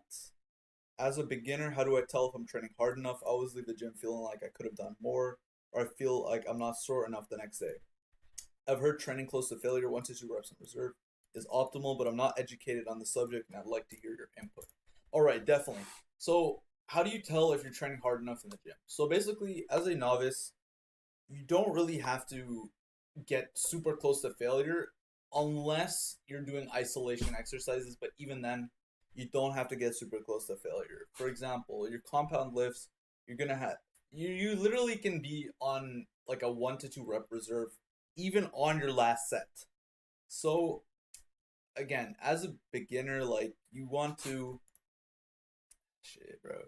Get close to failure, but not to failure on every single set. So don't go by how you feel at the end of the workout because it can be deceiving. Sometimes you're gonna feel like you're literally about to collapse, and sometimes you feel like you could have hit the entire workout again.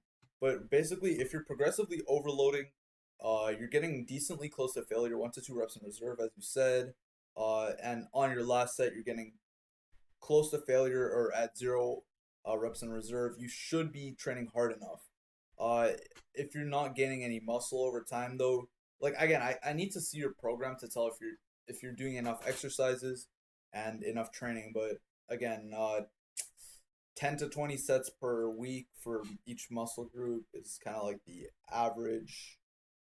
Again, you don't even have to go to 20 sets. That's kind of necessary, but 10 to 20 sets per week. And yeah, if you have any other questions about that, just leave them in the comments. Let's see. Yeah, no problem, Abu. Thanks for coming out, bro. Let's see. Let's get some people up here. And I'm gonna get OJ up here, and then I'll get Lewis and God King to say whatever. I invited you up if you're here. Again, leave your questions in the lecture chat. If I see them, I'll definitely answer them. How do I accept? It should be in the top of your Discord, and you just click accept if you're on PC. I've never joined the lecture stage on. Yeah, there you are. You got it. Yo, what are you saying? Whoa, bro. How you doing? I'm doing good. You good? I'm chilling, bro. I'm chilling. I've been enjoying the conversation. It's good to hear, man. About all the stuff. There's just a few points I wanted to make about Go for it. the creatine and stuff, because I've actually been taking it myself recently. Because basically, what it does is it pulls creatine, it pulls water into your muscles. So the most important thing is if you're going to take creatine, make sure that you are hydrated as well, and try and take it before or after you eat. Those are the most important rules, really, because you don't want to have any bad side effects of it, because you can get it. Do you take creatine or any supplements as such? I've already detailed the supplements I take. I take vitamin D, omega-3, some multivitamin every now and then. But yeah, no, I don't take creatine personally. It's not necessary, but like yeah, as you were saying, stay hydrated, because if you don't stay hydrated, it can have negative effects. You can see symptoms. Yeah, exactly. But as you say, yeah, the most important thing is to just actually be doing the work. And if you're not doing the work, then all of that other stuff isn't going to be worth anything. Definitely. You actually have to make sure you're putting in the work. You're going to the gym, whether it be, I don't know, 3-4 times a week, and you're actually doing efficient workouts, progressive overload every week. You know, you're adding more weight, and you know that's. There's no need to overcomplicate it. You just follow some basic rules, and then you get where you want to go. Definitely. Yeah, thanks for sharing, bro. Cause like creatine is like there's some like specific things you have to do to follow it. Like the most important thing if you take creatine is water, and also yeah, no, definitely, like, because if you're not training in the gym, you're not gaining muscle. You could have the best nutrition in the world, and you're not gonna make any gains at all. But like if you have it like even a decent or bad program, you're still gonna make some muscle gains. So make sure you're getting into the gym, putting in the work, and you're gonna see a massive change in your body, bro. Yeah, the thing is, for like the beginners, there, try not to like overstimulate your mind on all these YouTube videos and all the information. Just stick to like the basic rules, which are get enough sleep. Sleep's so important if you're trying to lose weight and stay healthy. Drink enough water, and make sure you're staying active and getting in the gym. You know, the basic rules that you just need to follow. Just don't over over give yourself information if you know what I'm trying to say. Yeah, information overload. Yeah, exactly. Definitely, bro. I Yeah. think I've experienced that. I don't know if you have, because I would say I'm intermediate now in the gym, Mhm. and you know you just get on with it. But when you're a beginner, you tend to like just go straight to the specific stuff, and you know.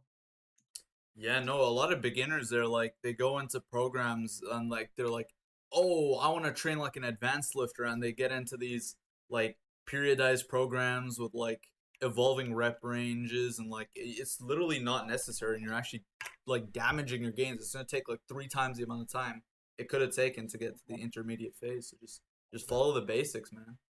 Exactly, and make sure you go into the gym. The most important thing is to make sure you can do basic bodyweight exercises like pull-ups, push-ups, all of that. Facts. Because I was going to the gym like I'd say a year ago, and I couldn't even do a few pull-ups, but I was lifting weights, you know, just doing biceps and all of this. Make sure you get your basic bodyweight exercises like mastered, so you can at least do 10 pull-ups, 10 of each. You know, just make sure you can do them and then go from there. That would be my advice. And definitely having a balance between doing calisthenics and what's it called, and weightlifting is important, because you can't just be going into the gym. What's the point in bench pressing if you can't do a push-up? Well, I mean, obviously there's some progression scheme to it, but you should there's like a balance of both, you know, like not just calisthenics, not just weightlifting. That's how I see it. Yeah, of course. And you know, stretching, you know, mobility, you've got to have all of that. Definitely. So you know, because in a few years' time, you'll be thanking yourself for stretching and doing all of them things, because you won't have any, you know, problems that most lifters face in the long run. Yeah, definitely, bro. Bro, you seem hella knowledgeable, man. Join the cult, man. You can definitely provide so much value. And there's a lot of people out there in like the fitness channels that are not available to Jeffries, that can help you out, man. Like, I definitely recommend joining. Well, to be honest with you, man, like I've been following Hamza for a few months now, but I've only kind of looked at the Discord a few times a week. Mhm. And today I've just come onto the Discord and I've seen that there was a lecture going on, so I thought I might as well join and you know just have a little chat or whatever. So yeah, I might you know it would be great to share what I know to other people, you know, help people out. Yeah, bro. I mean, like, yeah, you seem like you know what you're talking about, and you have a lot of insights to share. It's really amazing. So I definitely like. There's a lot of like a good like a lot of good information in like the fitness channels. There's NoFap. There's like mature discussions, Cult General. Obviously, there's a bunch of channels that any of you Jeffries out there can benefit from like a lot. So yeah. Yeah, of course. Thanks for having me on, man. Bro, anytime, man. Anytime. Thanks for joining. Take care. Take care, bro. Takes confidence to be up here. Appreciate it, everyone. Look, I don't got too much time left to stay here and answer any more questions. I'll have like the last 3 people, Lewis, God King, and Big A, to join up on the stage, and then I'll have to unfortunately close the lecture down because got some stuff to get through. So I'll get through the Adonises, and then I'll get to Big A, and then we'll close it out.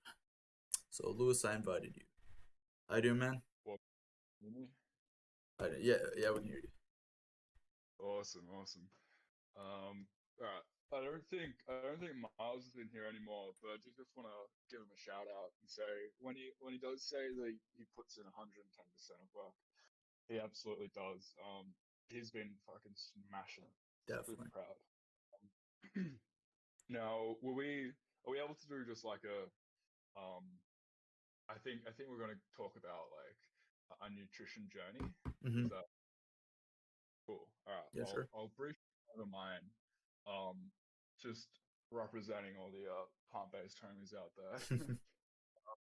So, essentially, all right. So this probably starts like around a year or two ago. So I ate meat when I was for like 18, 19 years of my life. Then I stopped eating meat, went vegetarian for about 6 months. Then after that, went vegan. And I don't know if people have seen my progress pics or not, but both of those pictures are from when I was both of them are from when I was vegan. So just to kind of I guess dismiss the myth that you can't really like gain muscle on like a plant-based diet. I think it's important that people recognize that you can. But essentially, I've always been a very tall person. Like I always thought I was like it was really difficult for me to gain weight. Like I'd call myself a hard gainer. I'm 6'5". I'm like skinny as fuck. I was skinny as fuck. And I I just like could not gain weight for the life of me. But lo and behold, all you have to do is eat more and eat more consistently. Um, and after you do that, honestly, like you pack on the pounds. So for people out there that like find it difficult to gain weight, honestly, you just have to eat more and you have to eat more consistently. Those are the big ones.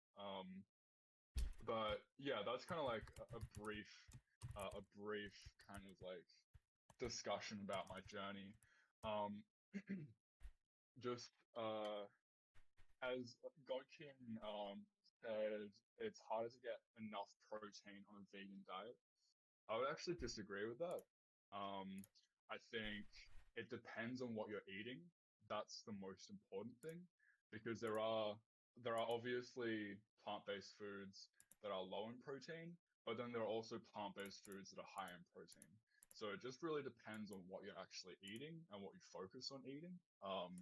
But yeah, that is the most important thing.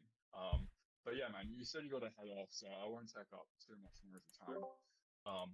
But yeah, I appreciate you doing this, man. And I'll probably head back into the audience if unless there's anything else. Hi, man. Yeah, no, I do have to go soon. My grandma's gonna get mad at me if I don't come over soon, cause just give me food. But yeah, no. No worries, dude. Thanks for joining. Thanks for providing the Sure, isn't it? information. I'll head back in. All right. Yeah. Just one thing to add about the protein on a vegan diet. One thing I can say is beans are your best friend on a vegan diet for getting your protein in. And one thing to say, I don't remember who sent it to me, but so someone in the chat was talking about how do you get Cult Disciple easier. And honestly, there's no secret to it. Like it took me a long time to get Cult Disciple, but the how I got it personally was just providing value, answering as many questions as I could, just providing value to the server. There's not really a specific way, because over time, you'll eventually get noticed by the moderators of the server, and they will deem you worthy of Cult Disciple. Man, is not really a secret to Yeah. Let's see, God King, then Big A, then I'll wrap it up, and we'll be happy. Like third or fourth time here. Yes, sir. How you doing, bro? Yes, sir. Yeah. Back again. Same old. Yes, sir. Yeah, I just I started thinking about a few things here as a wrap up. Let me know in the lecture chat for anyone listening here who here is looking to like lose fat, whilst building muscle or whatever. Just like put a Adonis or something in the lecture chat if you're trying to lose weight, because as Syntax Error said, he hasn't really been like cutting. So yeah, but I have, so I have some knowledge on that, definitely. I've just been eating whatever I can. Cygnus, I think that's I'm not sure if it's just on your end, because I can hear him perfectly clear, so it might be on your end. And yeah, if it's fine for other people, I think it might be your internet. Yeah. Well, I don't know exactly how many guys from here are like if there's any like let's say overweight guys here, or if there's just like people who's trying to bulk up, because this advice that I'm about to drop is a little bit irrelevant for people who don't have problems with their body fat percentage or whatever. Skinny fat. No, I'm just trying to bulk up. Yeah, okay. Well then, and how many here are beginners, and how many here are like intermediates, so to speak? I'd say just drop whatever information you have, because even in the future it could maybe help someone out. Whoever said they were skinny fat, I'm just gonna plug that again. That's my take on getting rid of being skinny fat. Yeah. So basically, what I was gonna say is that if you're really a beginner, I'd recommend, as you said, it doesn't really matter what you're doing. I'm going to agree and disagree at the same time. I agree that it doesn't really matter, like whatever exercises you do, you are going to see gains on those exercises, right? But I think it does matter what you do, in the sense that you want to get gains on everything, right? Uh, so what I do recommend doing, if you're a complete beginner to the gym, I'd recommend getting a full body workout that works out every primal movement pattern. So what is primal movement pattern? Well, it's basically a very basic way of moving your body. So let's say the two most normal planes of movement is horizontal and vertical. So horizontal, you push or you pull something horizontally, and vertically you push or you pull something vertically. And then you also have the squat and the deadlift, which is basically squatting down, uh, basically moving your body just downwards, and then the deadlift pulling something off the ground. So what would be a pretty decent uh,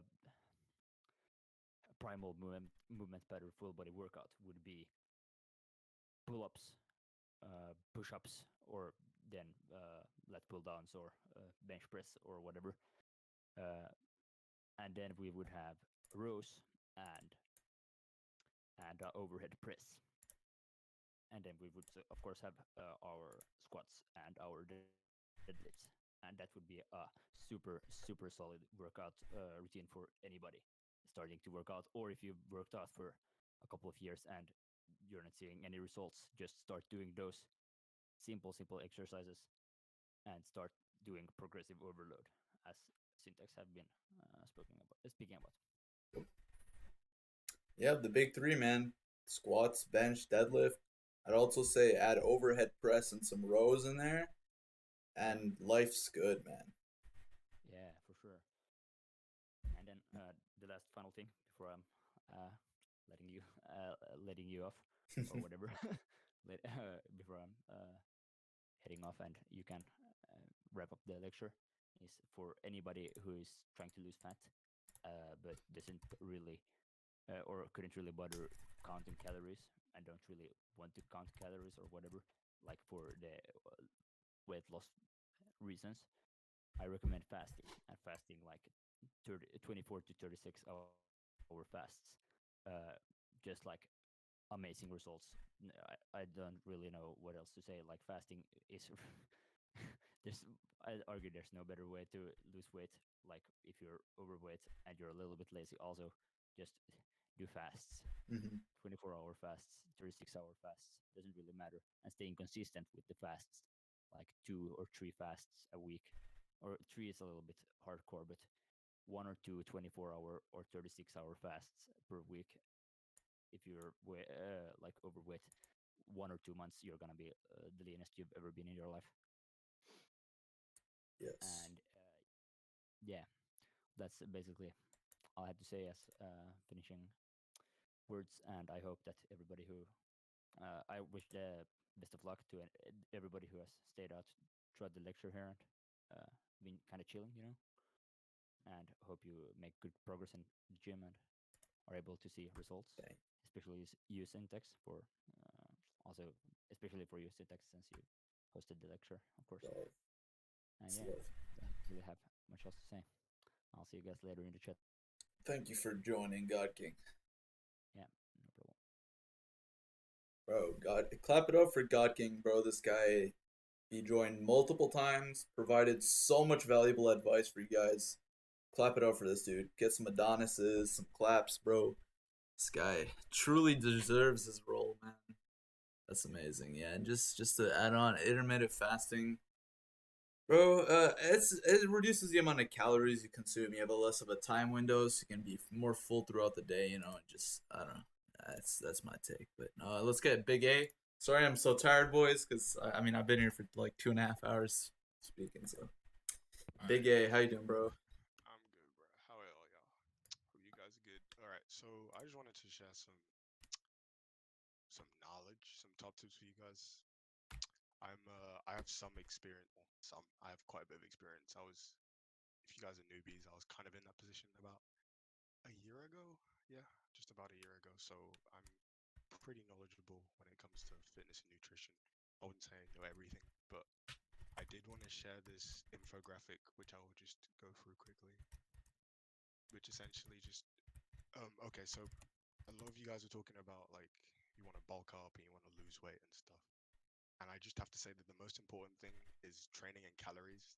Everything else comes afterwards. Like you can't be more simple than like that. As long as you're getting enough sleep, training and calories is gonna like make or break whether you get your dream physique. Of course, there are like other factors and stuff, but macros, no, not macros, calories and training is the biggest thing. When it comes to like uh oh, good app to MyFitnessPal. That's the only app that I would use. MyFitnessPal. Yeah. Anybody you ask will tell you MyFitnessPal.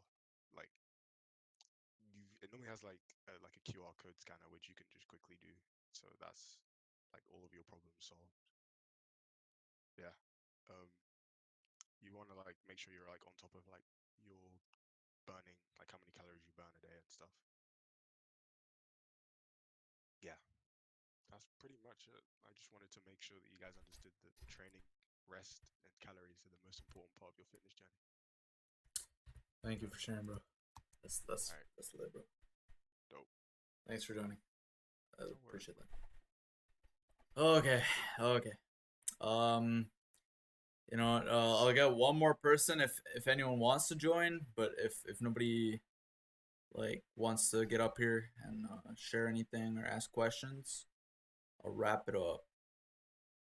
Anyone want to come up? All right. So honestly, bro, anyone who's been here through even an hour of the lecture, even 30 minutes of the lecture, bro, y'all are actually amazing for sticking through this. I know at times it became very bland and like boring, but I appreciate anyone who's been here for even 10 minutes, man. Thanks for joining, guys.